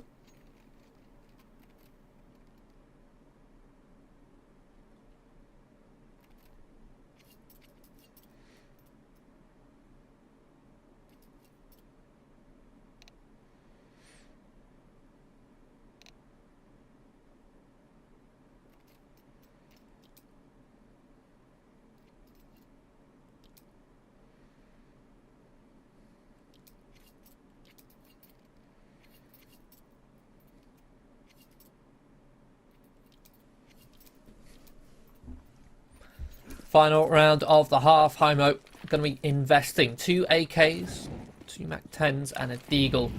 Decent amount of utility, but again, the only rounds that they've really been able to find off the back of LNG blunders. One unique now getting a bit more aggressive. Krivda holding down mid. Good for one. One unique also good for one, but it's a couple trades come through for HEIMO. Man advantage still for LNG. And the fact that Krivda is spotted in towards mid should be the dead giveaway for HEIMO that Malkis AWPing towards A. With Krivda normally being the A anchor. I have found the gap here. Pushing in towards Donut, but steps heard. Oh, missed shot from Malkis, goes for the double scope.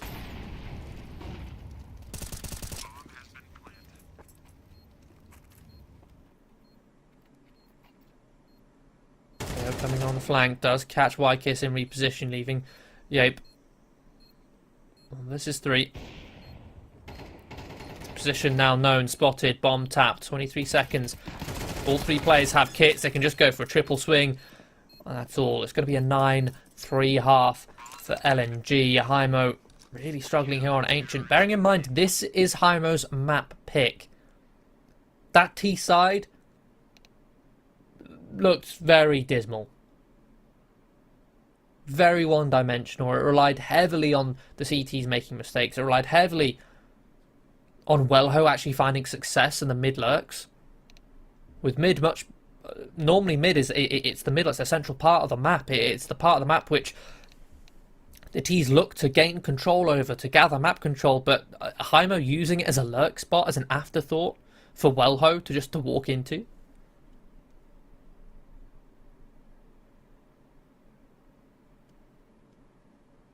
Not a great sign, especially considering this is the map picked by HEIMO. Let's see if their CT side fares much better than their T. They can put together a well-oiled defense.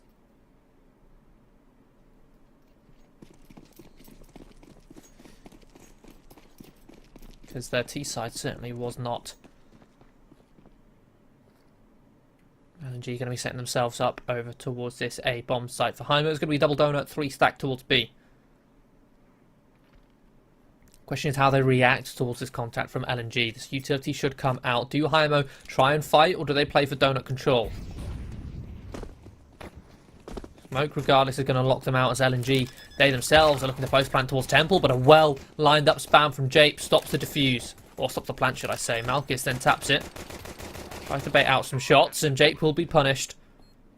4 and 4. Bomb planted, Temple control in LNG's hands. UP with the Julie looking to retake in, and a beautiful shot towards one unique. It was very quickly traded by Krivda. With Temple now no longer of concern for LNG. They've got a strong post plant between Brokey, Temple, the big box, and A main, and they just mowed down the rest of the HEIMO players. Double digits already for LNG.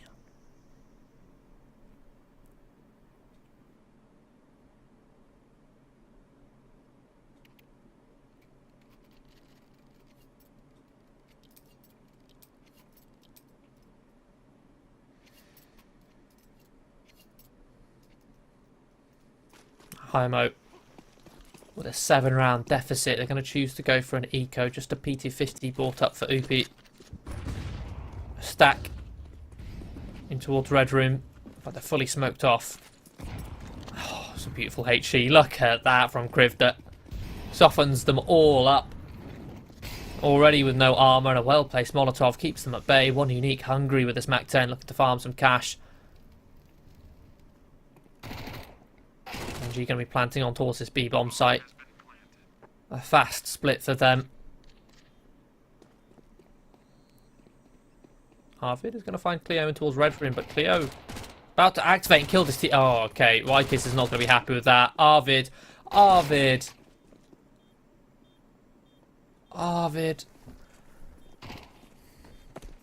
Oh, no. Arvid baited his team so hard there.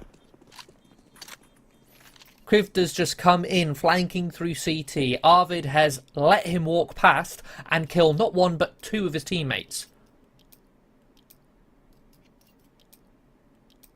Arvid could have taken that kill. Or, I don't even know if it was communicated. Like, I'm hoping that he communicated saying, guys, they're going to the Mac 10 in Red Room.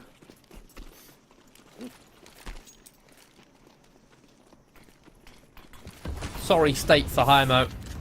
Now LNG look to get aggressive still with these Mac 10s in play. Smokes in towards middle. It's going to blind HEIMO. That's the presence, but in the meantime it's an A split. Cleo, beautiful headshot. One of the two AKs. Going to decimate all these players, and Marat2K then just activates in the flank and mows down another two. This is just looking like curtains for HEIMO. This is not the performance you'd expect to see from a team who tops their group. On their map pick as well, they're just being steamrolled.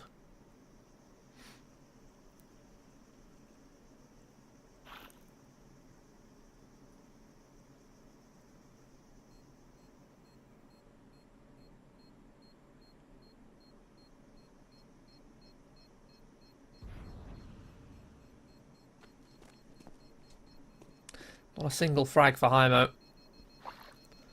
Let's see if he can find this exit. But beyond that, LNG get themselves up onto map point on their opponent's pick. With three Mac 10s. One of them's rushing in towards mid. They don't find the kill. You try and defend A. Two players die to AKs immediately. Not a single fight put up by HEIMO. And then two players rotating. Completely neglect the fact that there was a player coming in from Red Room. Perhaps expecting him to flank in through Donut instead.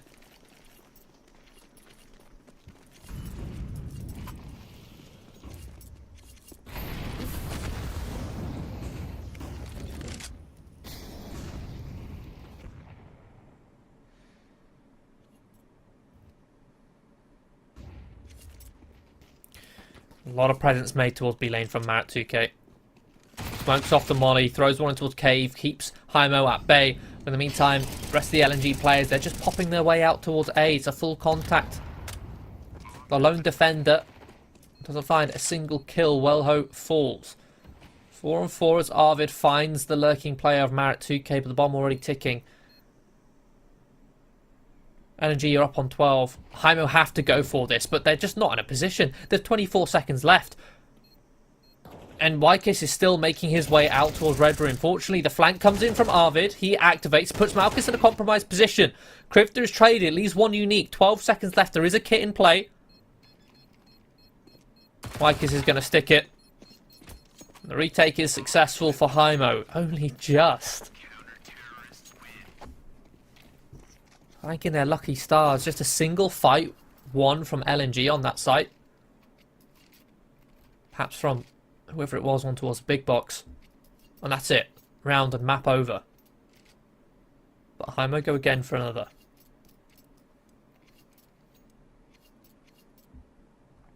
LNG though have funds invested.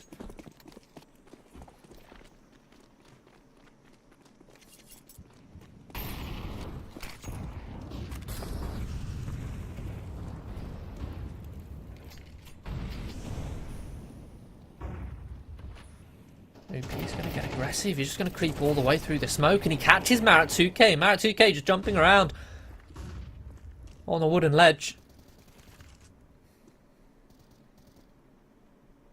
The deep smoke isolating them. It's a sneaky play from Upi, knowing that there's 2 smokes for him to provide cover.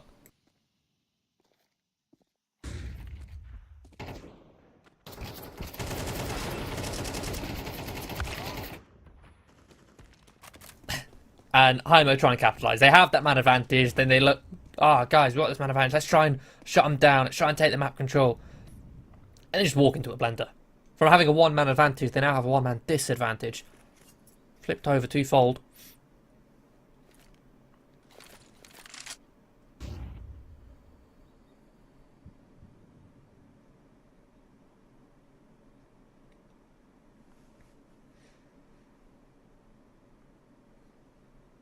Normally in this sort of scenario, you'd either see the CTs get aggressive together or gamble stack a site. But a gamble stack simply isn't an option right now. They can't risk leaving one bomb site open just to go for a save, because there'll be no round left to save for. Now LNG, they look to pounce on towards this site. Smoke towards long, molly towards the pillar, but Wellho holds strong. 2 kills. Holding the shadow angle. Cleo then can't activate. The crossfire established. It's just Malchus. 5 seconds left. Round will be won from HEIMO, with Upi just staying alive.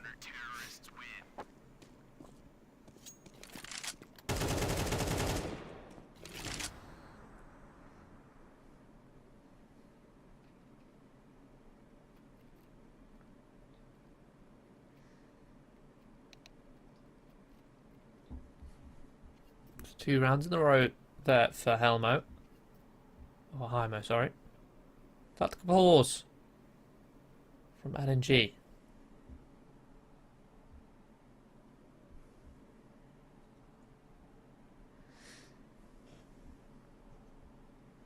Try and see exactly where they need to improve. That last round, they lost the first opening. HEIMO tried getting aggressive. LNG couldn't finish off the bomb site, hitting the more stacked site. Now, I should have already identified how individualistic HEIMO are. Their team play is very lackluster, relying heavily on the individuals winning 1 versus 1 fights.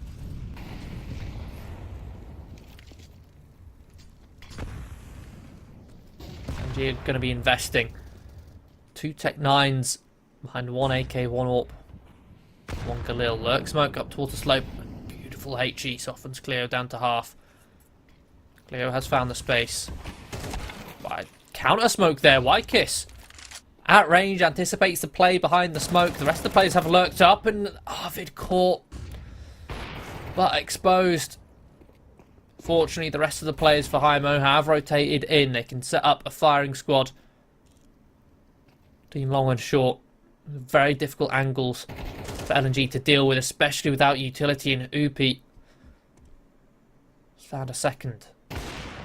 Eventually be silenced by Malchus, but that's when they activate towards short. 1 unique is good for 1 though. Malchus now in the 1 versus 2 clutch has 50 seconds to work with. Doesn't have the bomb in his back. He's going to be searching for another kill. Clearing out cave, making sure he can't get flanked. Meantime, HEIMO are just going to be sitting, waiting for the bomb to be tapped. At the end of the day, they have to prioritise the round win.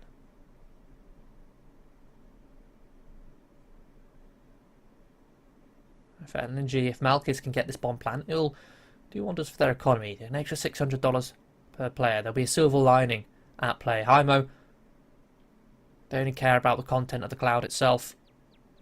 12 seconds LNG. Malchus has cleared it out. Bomb picked up. It's going to be tapped. Jape sprinting in. Won't be able to deny the plant. But we'll get that 6th round on the board.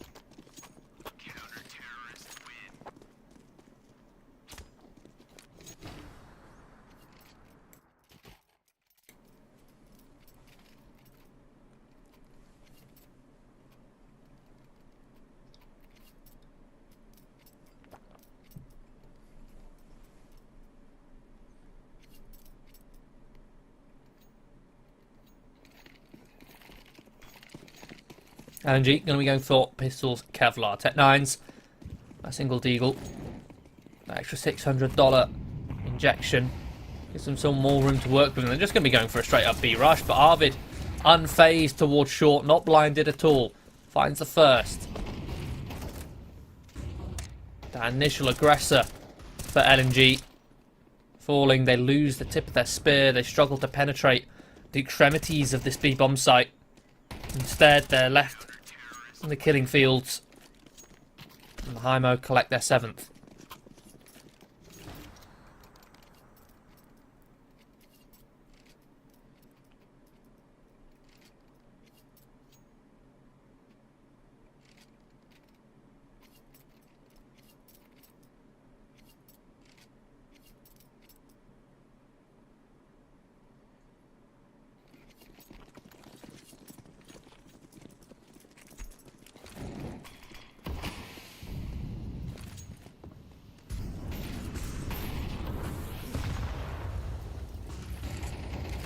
Again, more aggression for LNG. This time they set their sights in towards middle. Not being held by HEIMO.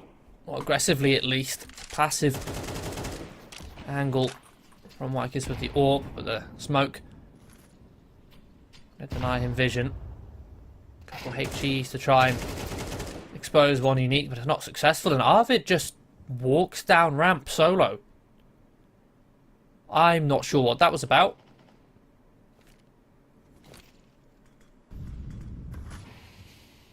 He goes down for free. Opening kill for LNG. Granted their way.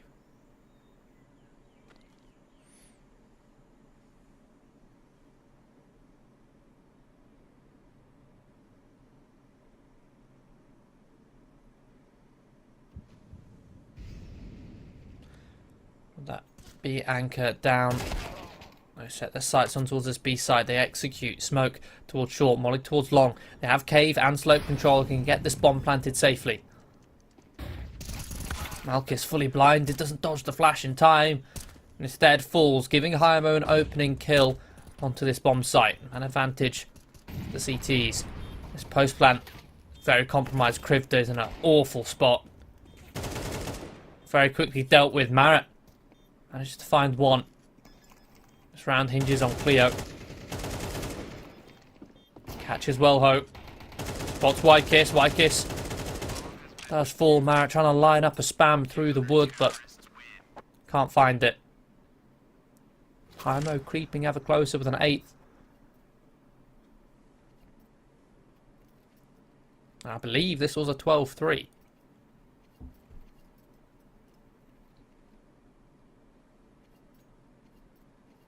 LNG struggling to close out these CT rounds. Perhaps a level of complacency that's settled in from how easy their first half was.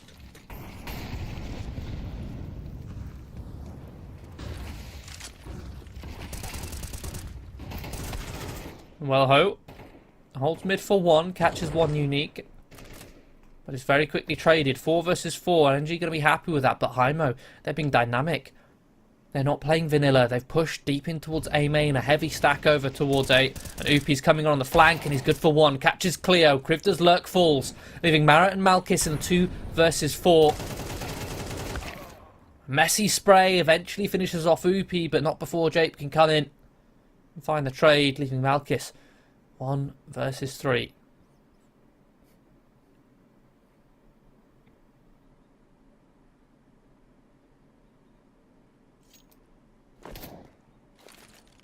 Spotted out, dropped the smoke towards short. A missed flash. Arvid creeping in. Malkis not going to expect it. Tucked in towards that corner. It'll be a 9th for HEIMO. They are closing this gap, and with the money troubles for LNG, they're going to be taking another tactical pause. They just can't seem to get a grip of another T round.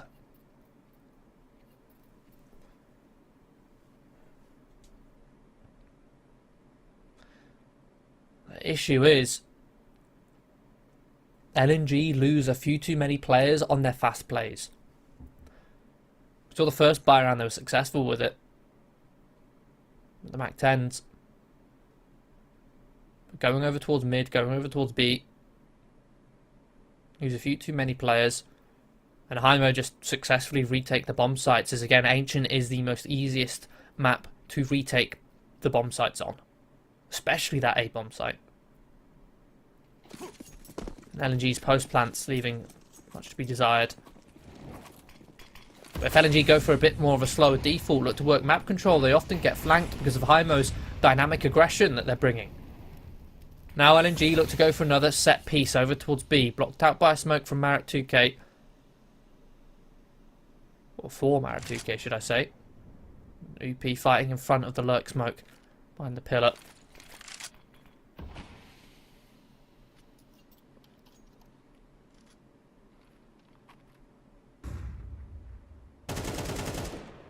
There's half investment for LNG. They were looking to try and work off of the back of that lurk smoke towards B, but immediately shut down by that smoke. They don't commit behind it. Arvid going to fall. I'm not sure if he spotted the players creeping through the smoke. Either way, he has now. Waiting for that smoke to bloom so he can reposition to a nicer angle.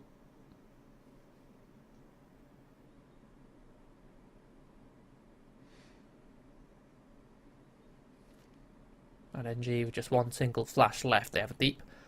Or a player pushed deep in towards cave. If they have an anti-flash here, this could work wonders. In fact, no, it's just a full contact. But Cleo comes out on top with 2 with the Tech 9. 1 unique, takes down Wellho in towards middle. Wins that solo fight with the Hero AK. Now it's a 4 versus 2. 26 seconds, they've got to creep in towards this bomb site. But Whitekiss is here with the AWP, the perfect weapon for the job. Misses the shot, headshot. Bomb now to be planted. Cleo looks to catch off the rotation, but Upi finds another frag. Sets himself up for the 1 versus 3.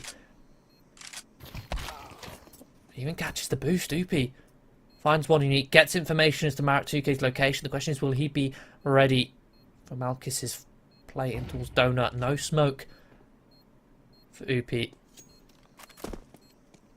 LNG are just playing time. They're just tucking away, making Upi take so long, clearing out all these angles, and he's getting nothing for it. No frags, no kills. Time ticking down. Malkis confirms he's not on the bomb. Tucks his way in, forces Upi to commit, and that's it. Simply no time left. Only just do LNG take it over the line from a 12-3 scoreline to a 13-9 win. It's an impressive 6 in a row for HEIMO. LNG, they just couldn't quite find that source, but fortunately for them, a mistake does get granted their way. And that will be LNG taking HEIMO's map pick of Ancient. We've got the second map coming up next after a quick 11-minute break, so don't go anywhere.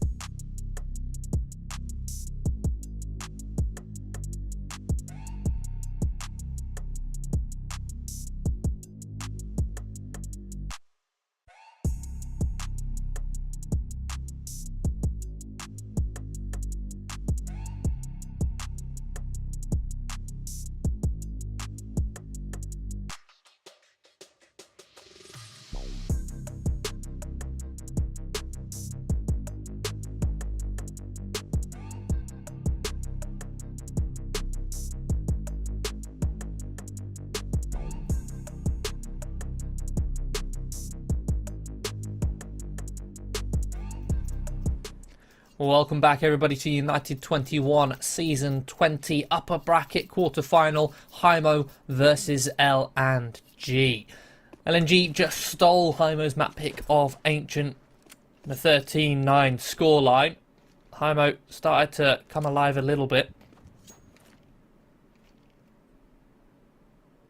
with a more offensive CT side. We're moving on towards Dust 2 now, which is L&G's map pick. Looking to try and close out this series 2-0. Holding for the aggression. Maybe a pop in towards B. In fact, L&G are just mowing down HEIMO right now. It's just Arvid left in a 1 versus 4. Even I was a little bit confused as to what was going on in that round. Aggressive push in towards middle from HEIMO.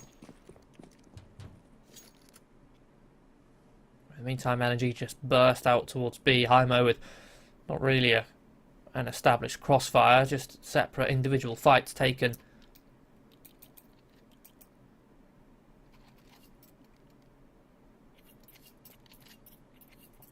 HEIMO going to be going for a second round, forced by attempting to find a second round break. 29's invested. They've also got the Scout in play, but Scout already tagged down one unique from the suicide. Kiss down to low HP. In the meantime, HEIMO have actually managed to take tunnels control, pushing in towards lower. So a lot of information on the board for them. But the thing is, L&G, you see this time and time again on Dust 2. You take long control, you can just sit and wait. If you've got better utility, better weaponry, you can just sit and wait. Even if HEIMO stack the A site, what are they going to do? Where are they going to stand? How are they going to establish crossfires? They simply can't. They're going to have to take the fights on their terms, but one unique with the Scout lays down cover fire on the platform above the pit. Finds the opening frag. L&G now just take their time, blowing the smoke to allow them to cross. Little wide swing comes through. Trades are going to come through. Back and forth. It's just Arvid left. Now pinned in towards Car. Krivda going for the wide swing. Does find them. L&G take the round. And that's pretty much all that HEIMO could really do there, is try and take the fights on their terms. Even if they set themselves up with a stack on that A bomb site, it's so difficult for them to actually play together due to the nature of how open the bomb site is, how little cover there is, the fact that L&G only have to look towards their left. You can't really establish crossfires as the CTs. So they push through the smoke. L&G were ready. Anticipated it as a possibility.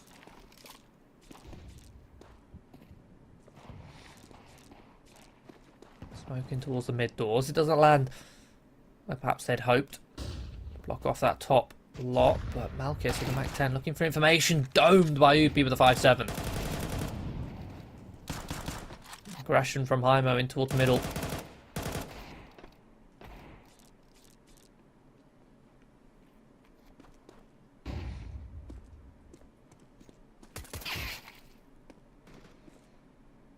It's only a Mac 10 retrieved by Upi.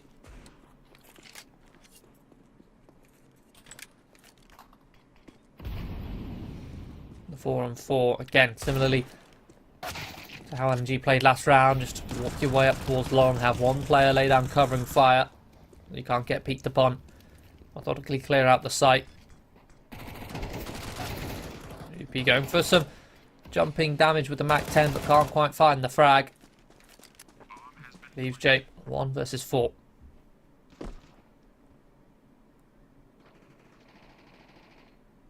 Kevlar 5-7 should be looking to save this, to be honest.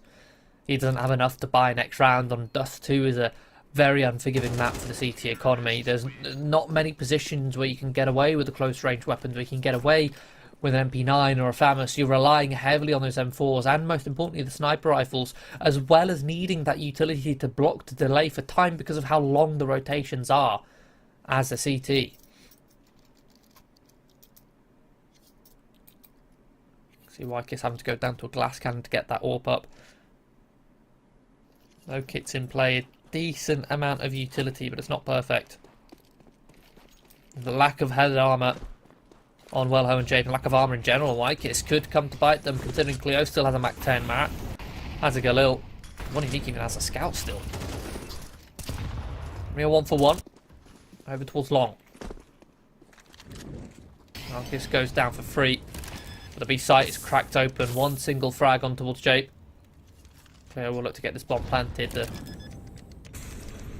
HEIMO players pretty much locked out here. They're even concerned about rotating out of CT into mid. There you go, a re-smoke towards the doors. 30 seconds left on the bomb. They just want to save. Again, no kit in play.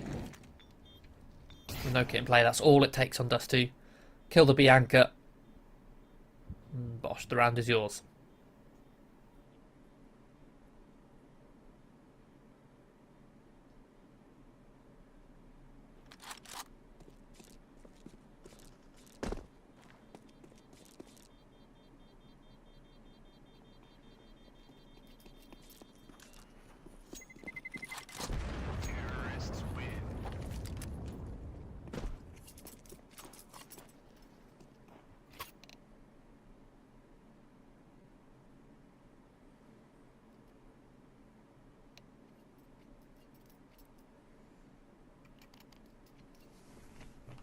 Do appear to have a technical pause. Hopefully we'll get it resolved as soon as possible. I think it's probably on Malchus' side, considering he's the only player who's not bought up yet. And that 4-man save from HEIMO does give them this opportunity to go for another investment. And not only that, it's a slightly stronger one. But Dust 2 is such a difficult map to work with on that CT side. Especially with how spawn-based the T side can play. If the T's have the best spawns for long control, it's a no-brainer. They take long. And unless HEIMO invest heavily in towards taking long at the start of the round, then the T's will almost always win it if they have the spawn. The thing is, HEIMO aren't going to be able to predict whether LNG have a long spawn or a B spawn, or neither. So pretty much the start of every round from HEIMO is a gamble. You can't read on Dust 2. That's what makes it such a controversial map, is mostly those spawns, is that as the CTs, you can't make a read as to whether your opponent is going to take long, or going to go for a B rush, or going to go for a default. Because you can't read what their spawn is. It's a complete random gamble. Because of how far apart those spawns are for the T's, it makes a world of difference as to what is viable and what isn't, based on just what random spawns they get given at the start of the round.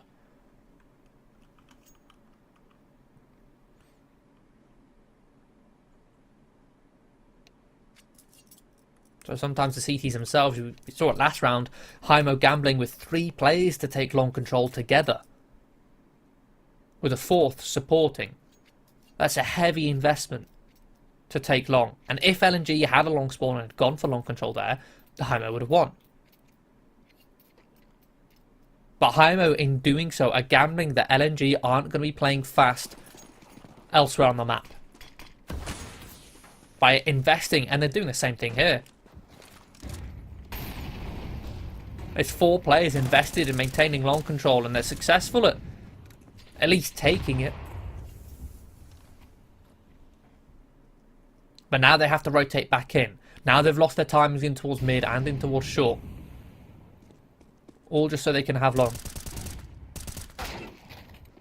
And Malchus with the AWP just domes Wellho through the smoke.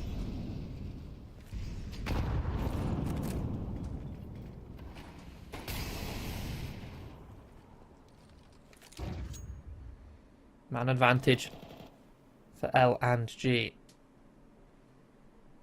One Unique is still rocking the scout.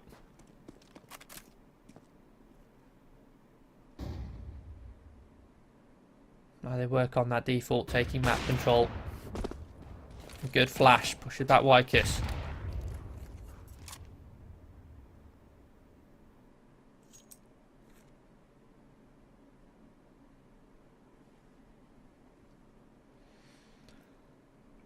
.40 seconds left. HEIMO have had to split their defense. Wykiss on the pixel gap, spots one. Flick shot, lands the leg on towards clear, but now he's pinned. A quick pre-fire into one Unique, takes him down, takes down Matt 2K as well, and whips out to the USP and finds a triple kill. Wyke single-handedly stops the LNG assault in towards mid to B. All it would have taken from LNG there is a smoke towards CT and Wyke would have been blocked off.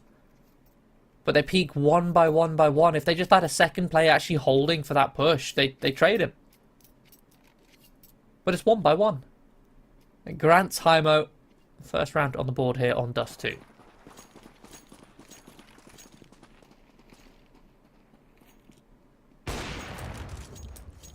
Another opening pick. This time Malchus finds a frag onto Wyke.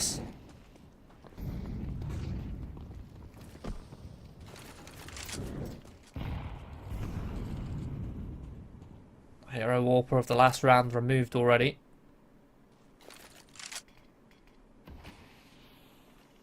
Replenish smoke in towards mid doors. Try and keep the T's out.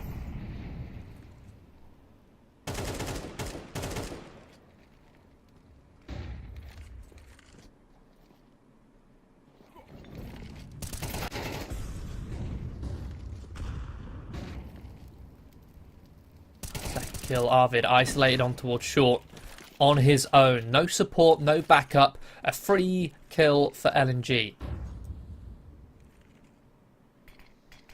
All being traded on one unique's death. Now, LNG deploy the utility. It's an execute on towards this A site. They creep up behind the smoke wall that they've built to give them cover silently. This whole time, Oopie is sat in the box. Wellho now activates up from the ramp. J8 falls. It's just Oopie now left. All his teammates have fallen. He's made noise. He's missed the jump in the smoke. Couldn't see where he was going. So Cleo will find him. It's a fifth for LNG.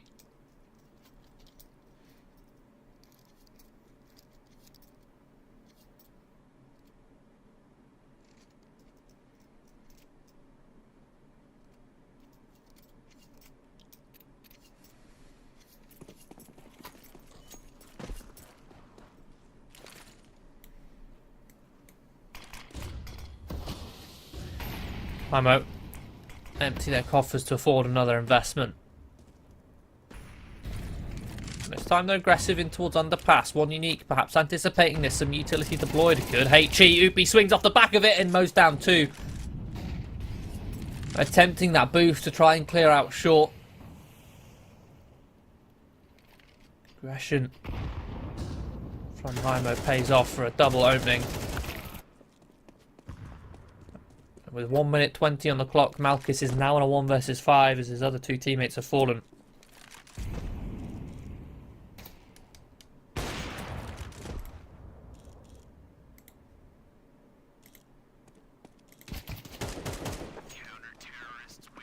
Oopie pushes all the way towards T-spawn. It's going to find Malchus as well. Second round on the board for HEIMO. An important one too. That could have been bank breaking for them.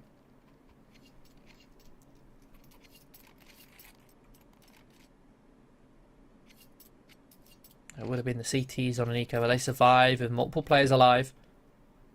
It's on the LNG side. They're going to be going for a bit of a force buy. Galil, couple of AKs, AWP still on Malchus, most importantly, but it's only a Deagle on Marat 2K.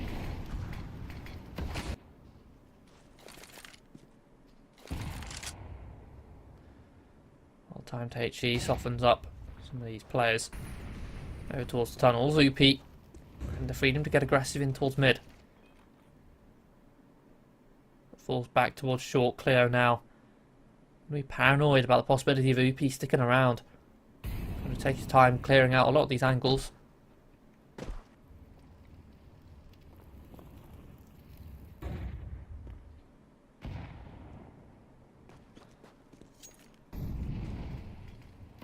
LNG investing a lot of utility to retake middle here. Simply because of one player's aggression towards the top of middle.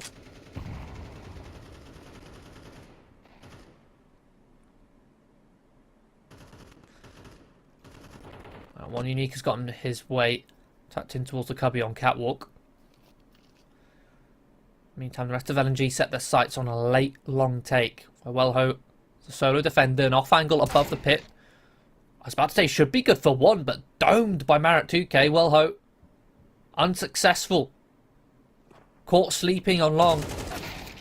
And now Upi caught. Solo defender on the site. Stuck between a rock and a hard place, and one unique can cut down the rotations. 4 versus 2.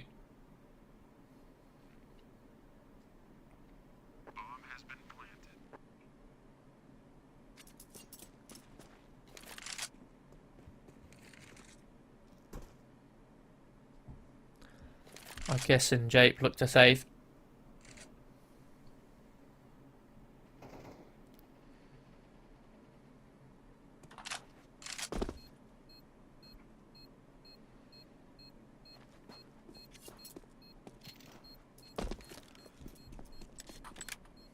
Keep their hands on this AWP, on this AK.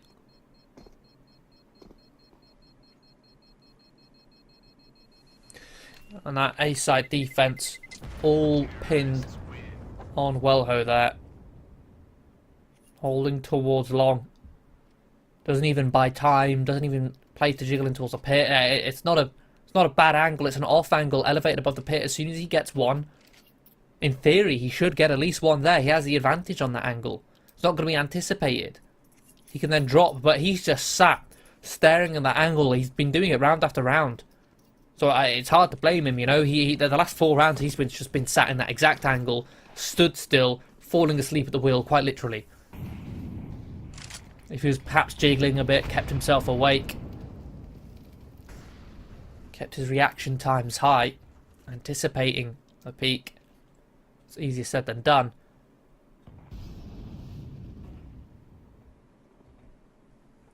That position designed so that as soon as he gets one, he can drop into the pit and then play time.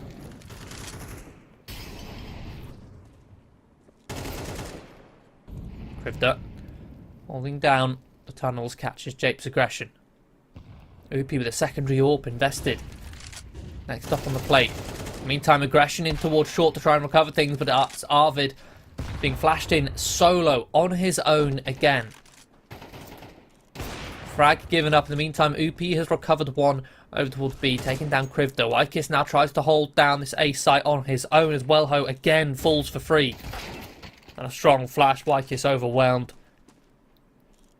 With short and long out of his control, there's nowhere you can really stand safely on that site.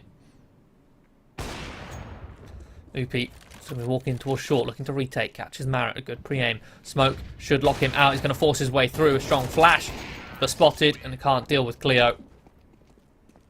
It'll be a 7th for LNG. But it's how individualistic HEIMO seemed to play. We saw it on Ancient, we're seeing it also here on Dust 2, is they don't seem to understand that the only way you can lose a round with or without a man advantage is if you don't trade. It's the name of the game, but time and time again we're seeing them hold solo fights. On Dust 2 it's a map where, yeah, it's a lot harder to sort of play together, to play buddied up, to play cross fires. You do often have to hold solo. But there's times where Arvid up towards shore is on his own for no reason when he could have a player with him to play a setup to double peak when they go aggressive. But here in this round, the force buy for HEIMO. Already Wykis has fallen, isolated towards long. Not set up for a fast spawn, and this is what I mentioned earlier. If LNG just have that long spawn, unless you counter heavy with a lot of players, which you can't read, you can't hold long control. Jape has done a good job finding 2 here, putting it into a 2-on-2. LNG have lost a few too many players, making their way on towards this site. You can see it's just a blur of red X's on towards the top of the site itself. LNG slow down the round. Okay, who's going to try and get this plant down? Malkis posted towards car with this AWP. Just going to be searching for another frag. As time ticks by, he's going to start to worry about long. But smoke towards short. Buys him some cover. 20 seconds left. Upi forced through the smoke. And that's all. LNG get themselves an 8th.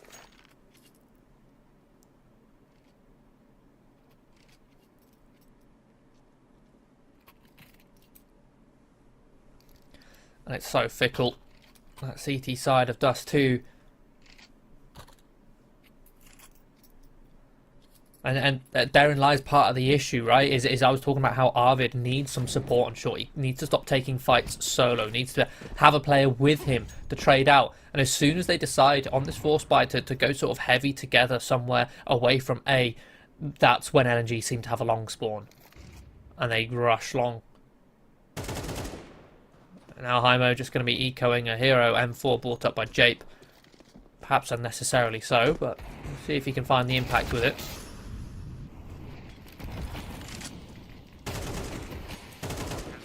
Arvid attempting a very eager lurk play to see if he can get some damage done, but essentially a 1 versus 4 on that site.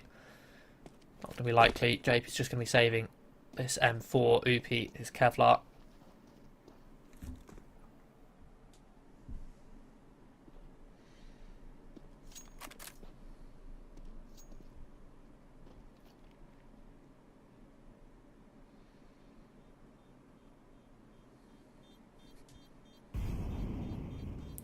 LNG, assuming that this is a full eco, they're not going to hunt too aggressively. They don't want to risk giving up an AK to Upi. And they don't realise that Jape has an M4 for them to remove. So they'll keep their 5 players alive. HEIMO going to be investing final round of the half. I'm going to be going for another double AWP.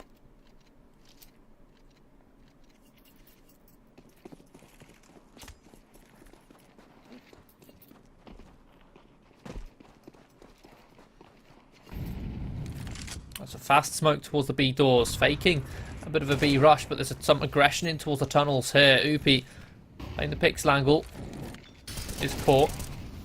Arvid, finally some teamwork being shown from HEIMO. But Arvid is pinned, stuck, only good for 1, quickly traded. Beautiful shot from Krivda. It's going to trade. Upi just pivoting around here in the middle of mid. He's going to find 2 with the AWP. Even the bomb carrier towards the top of middle. Meantime, Cleo has made his way out towards long and is going to find a shot on towards Wellho. Jape's still paranoid about the potential of some B presence. But Upi's going to be clearing out those tunnels and he's going to go on a fast flank. Question is, does Krivda hear this? I think he's just out of range. Back spotted. And Jape exposes himself to the top of middle. Why? Why has he done that? Now this fast flank from Upi could be enough, and he does land the shot towards Krivda through the smoke. Swaps over towards an AK now into the 1 versus 1. Upi is low and he creeps through the smoke and catches Cleo. A huge 4K from Upi to get HEIMO their 3rd round on the board, but that's what it takes, right? The level of Counter-Strike HEIMO are playing, it means they're not winning rounds unless someone like Upi gets a 4K like that. A 1 versus 2 clutch. Granted, CT side does too.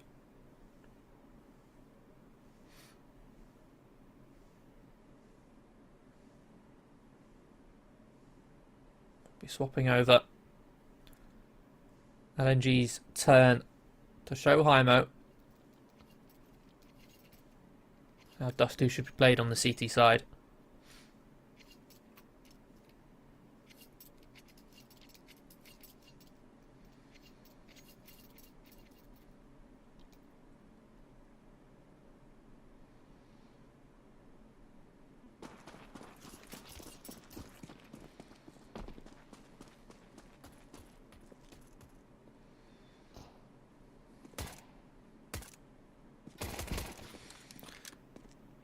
HEIMO just taking their P250s out towards long, looking for a couple long-range engagements. There's a fast flank from Malkis here with the Julies. Thinks better off flanking, knowing that it's likely going to be held, especially with how slow LNG, or rather how slow that HEIMO are playing towards long. Using the HEs to try and block out the smoke. Malkis, just a moment ago, was towards the long doors, is now on towards this A side. Cleo's going to find the first frag. Catches Wide Kiss. HEIMO very timidly making their way up the ramp, but the firing squad established. Upi finds 2. As LNG tried to collapse on towards this site, they fall victim to the HEIMO Glocks.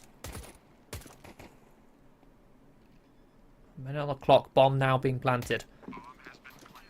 2 versus 3. LNG kind of locked out of this site. Don't have a kit on them, and I'm not sure if one was brought up.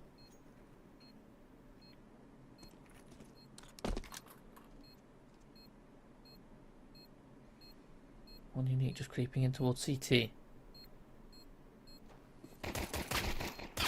Bit of a bait and switch established, and they activate as soon as One Unique takes contact. HEIMO do get the T-pistol round on the board. Triple kill from Upi.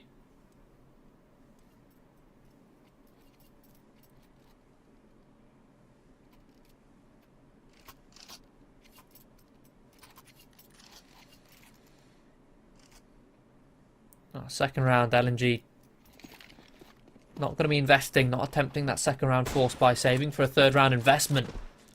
Beautiful shot from Wykes with the scout. Lines up that angle perfectly. And should have the information that there's a lot of players in towards lower. Surely. Surely he spotted them. It's going to be dry here. My head is in my hands right now, HEIMO. What's the play? What's the ploy? Wykes spotted players pushing the mid doors. He spotted them. And then he spotted that there's no one else in mid, meaning they've got to have pushed tunnels. You know that they pushed tunnels, and yet you decide to dry fight with 3 players.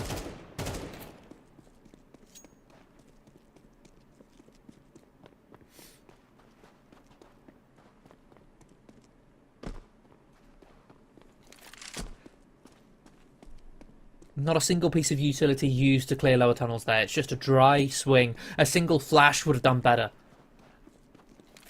It's all that was needed. One Unique going to be going on a heavy rotation here.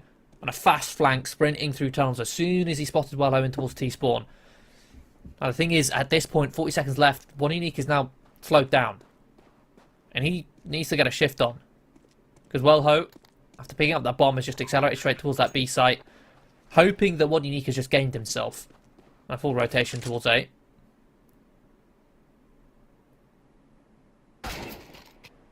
And Wellho caught asleep at the wheel yet again.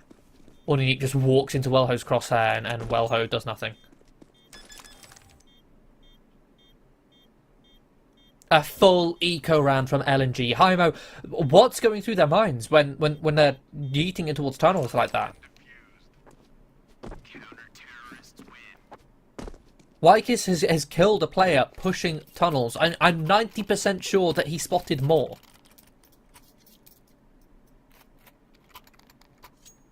Even then, the possibility after he fires that one shot off of players creeping past certainly should be communicated across. And HEIMO don't use any utility at all. They just jump into the firing squad.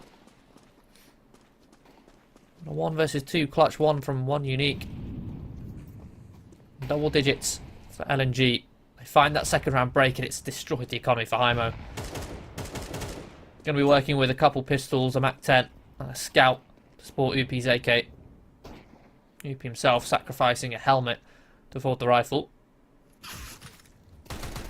And there you go, LNG playing together up to here towards Catwalk. Malchus does overstay his welcome though. Double dinked by the Tech 9 as Cleo falls off the angle.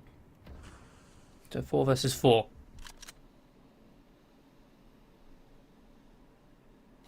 Arvid's actually been able to recover Upi's AK.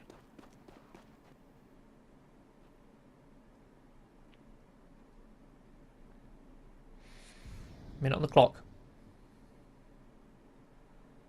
HEIMO seem to be shuffling over towards B.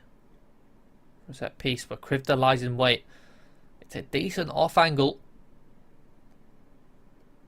Cleo's aggression in towards long, perfectly timed. In fact, it's not just a solo aggression, it's 2-man. It's a 2-man push. Krivda now resets and he's going to mow down 2. Even spots out the 3rd. One Unique, quick rotation comes in after mid is cleared. Fighting around the edge of the smoke. Starved in a 1 versus 3. Gets dinked as he takes down Cleo, and then just a pre-fire comes out from One Unique. LNG up to an 11th. And that's the sort of plays that HEIMO did not do in the entire 12 rounds that they had on their CT side. It was a 2-man push towards long. I mean, they didn't do a long push once, but it's more the fact that they didn't do a two-man push anywhere. It was all one man on his own. It was all OP pushing in towards mid or towards lower tunnels on his own. Or it was Arvid being flashed in towards short on his own. There was no trade potential, regardless of the fact that sometimes there was utility to support. There's Malkis with the AWP to find the opening pick of this round. Wykis, the rival AWPer, coming out worse for wears on this duel, but Arvid finds a pixel gap on towards Malkis, catches him off guard. Not ready for just a solo peek into the doors like that up against an AWP, but desperation calls for HEIMO. They're being whittled away already. LNG just hungry to take these fights. Because I know they're up against weak utility, weak money, weak weaponry. And now in the 2 versus 4, Oopie and Jape finally group.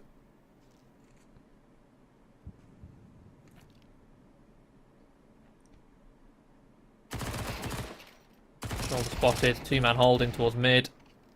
Jape swaps over to the Deagle. We'll tag down a couple of the players, but that's all. LNG up on the map match and series point. Now, we did see a little bit of a cosmetic comeback, if you will, from HEIMO on the CT side of Ancient. But that was a different ball game.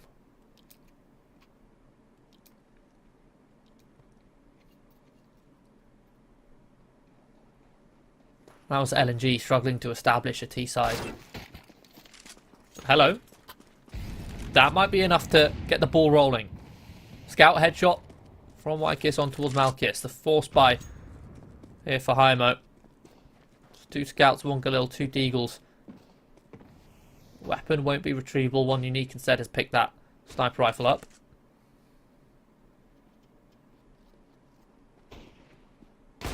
Steps heard in towards the bottom of middle.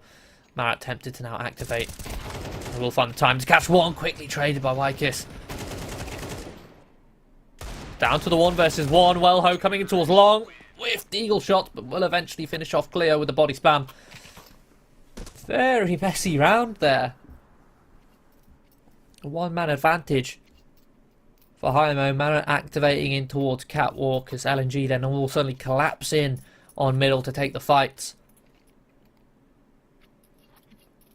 But it's that late lurk from Wellho.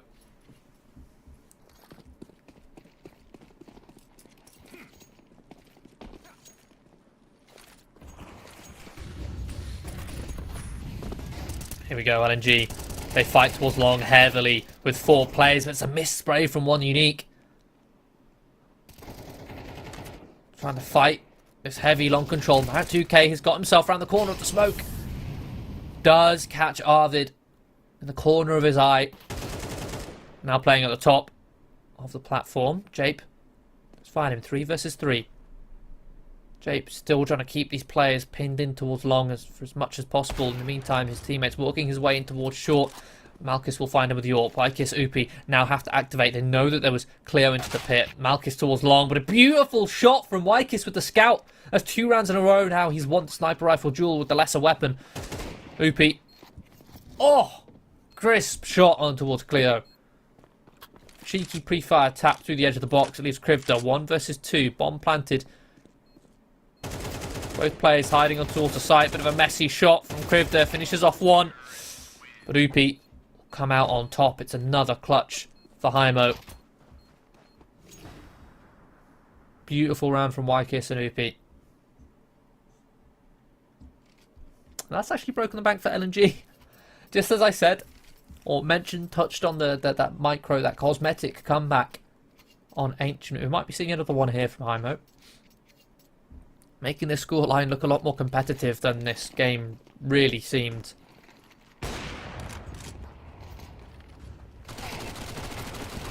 So another aggressive fight in towards mid. They're good for 1, but at that range, the rifles reign supreme.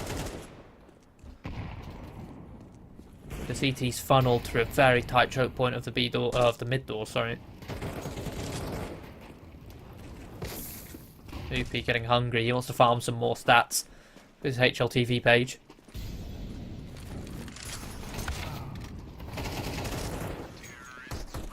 Yeah, he'll get the double kill, make it a triple up to 20. Playing very greedily at this point. 12 to 7, LNG go for another investment.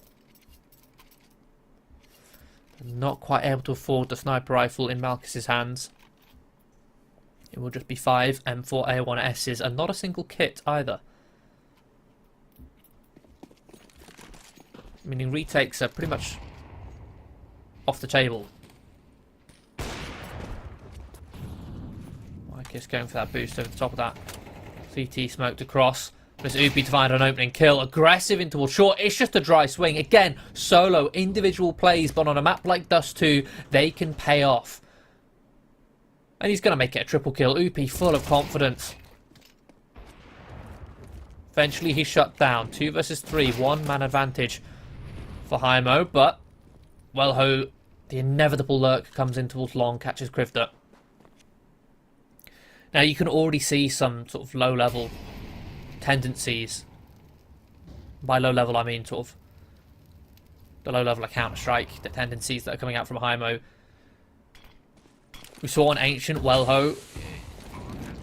Round after round it was mid. That was the only part of the map we had in his mind. T side he would always lurk out mid. Every single round he was always mid. CT side he was always defending mid. And on the T side he'd never not be mid. Right? If he didn't come mid early, he'd come mid late.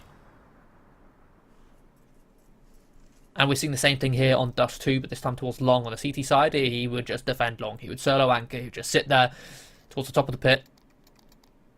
On the T side, he's doing the same. He'd just sit there outside the long doors till he finds the right timing to walk out. Hopefully LNG can cotton onto that one. And with Upi, it's very individualistic. He's very aggressive. Likes to take those fights. Likes to be set up as the star player.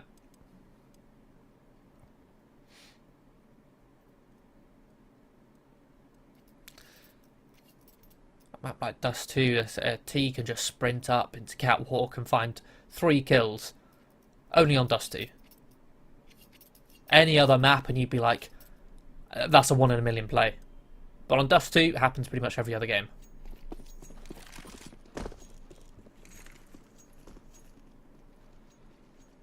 This time, some upgrades invested for LNG.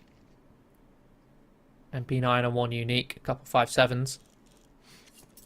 The crunching towards B tunnels. In the meantime, HEIMO, they're playing passive. Upi, again in the right spot at the right time.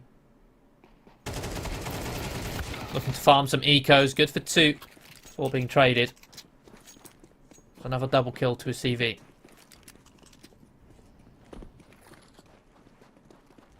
That's when the rest of the players in HEIMO, they group up, they react. Take that A site, knowing that it's likely clear. Deploying the utility just in case.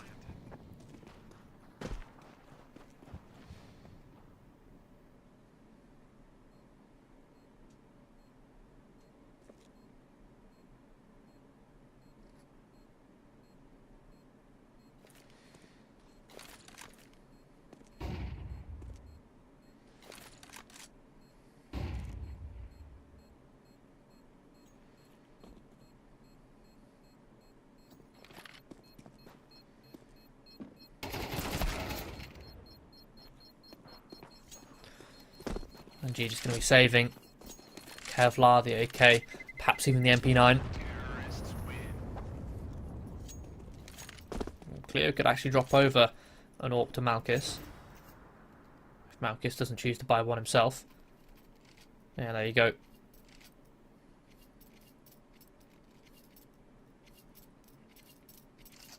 One unique will upgrade from the MP9 to the M4.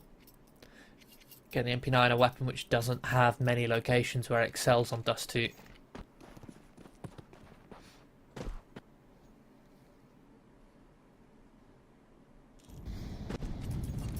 Get another boost. And towards suicide.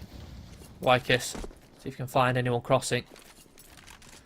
Gonna be a standard 3-2 split for LNG. 2 towards the B site, 3 towards the A site.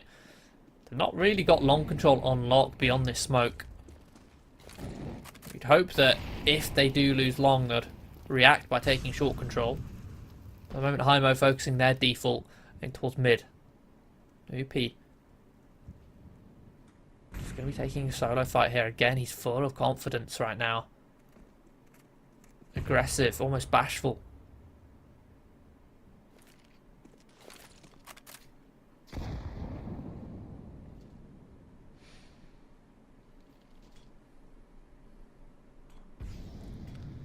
LNG leave the B bomb site. They focus their attention towards middle.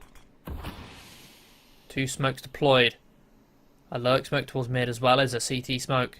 Gives Oopie some cover to play with. See if he can isolate any fights over the edge of the smoke. Bait out any reaction from LNG, but Oopie's not going to find anything just yet. One unique going behind the smoke. Does spot the player towards the top of mid, and that's when Oopie strikes. Catches one unique mid spray. Man advantage, but there's only 25 seconds left. They're setting themselves up for this B split. Krivda, the lone defender. Accelerating in towards the B doors, and he can't quite land the spray on towards Oopie. Gonna find another double kill.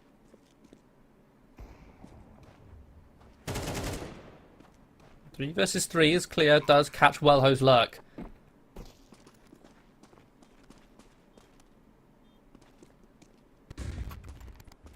This retake could be on. They do have 2 kits. Smoke deployed. Lurk smoke over towards the B doors gives them some cover to work with. Oh, this molly will be enough to finish off Oopie simply. 1 tick. Perfect flashbang sets up Cleo to clear out the rest of the site. Approaches his elimination. They know that Arvid only has to be towards Car and the bomb already being stuck. Will be a 13-9 victory to LNG on both maps, in fact. And a 2-0 win that makes them move up through the upper bracket to the upper bracket semi-finals. HEIMO moved down towards the lower. And I have to say that scoreline on both those maps looks a lot more competitive than it actually was. A bit of a disappointing showing from HEIMO. The level of Counter-Strike, very individualistic, not playing together whatsoever. It was very reliant on either LNG making the mistakes or Oopie going massive and getting some sort of multi-kill fine in the openings. That was pretty much all HEIMO had going for them, and they need to step up if they want to maintain a presence in this tournament, especially in that lower bracket with such deadly deadly teams such as Na'Vi Junior already down there. Now tomorrow we've got the other upper bracket quarter-final games coming your way. That'll be Anonymo versus Illuminar and Viperio versus Unity. Make sure to tune in tomorrow for those games, and that's us done for today. So thank you for watching and goodbye.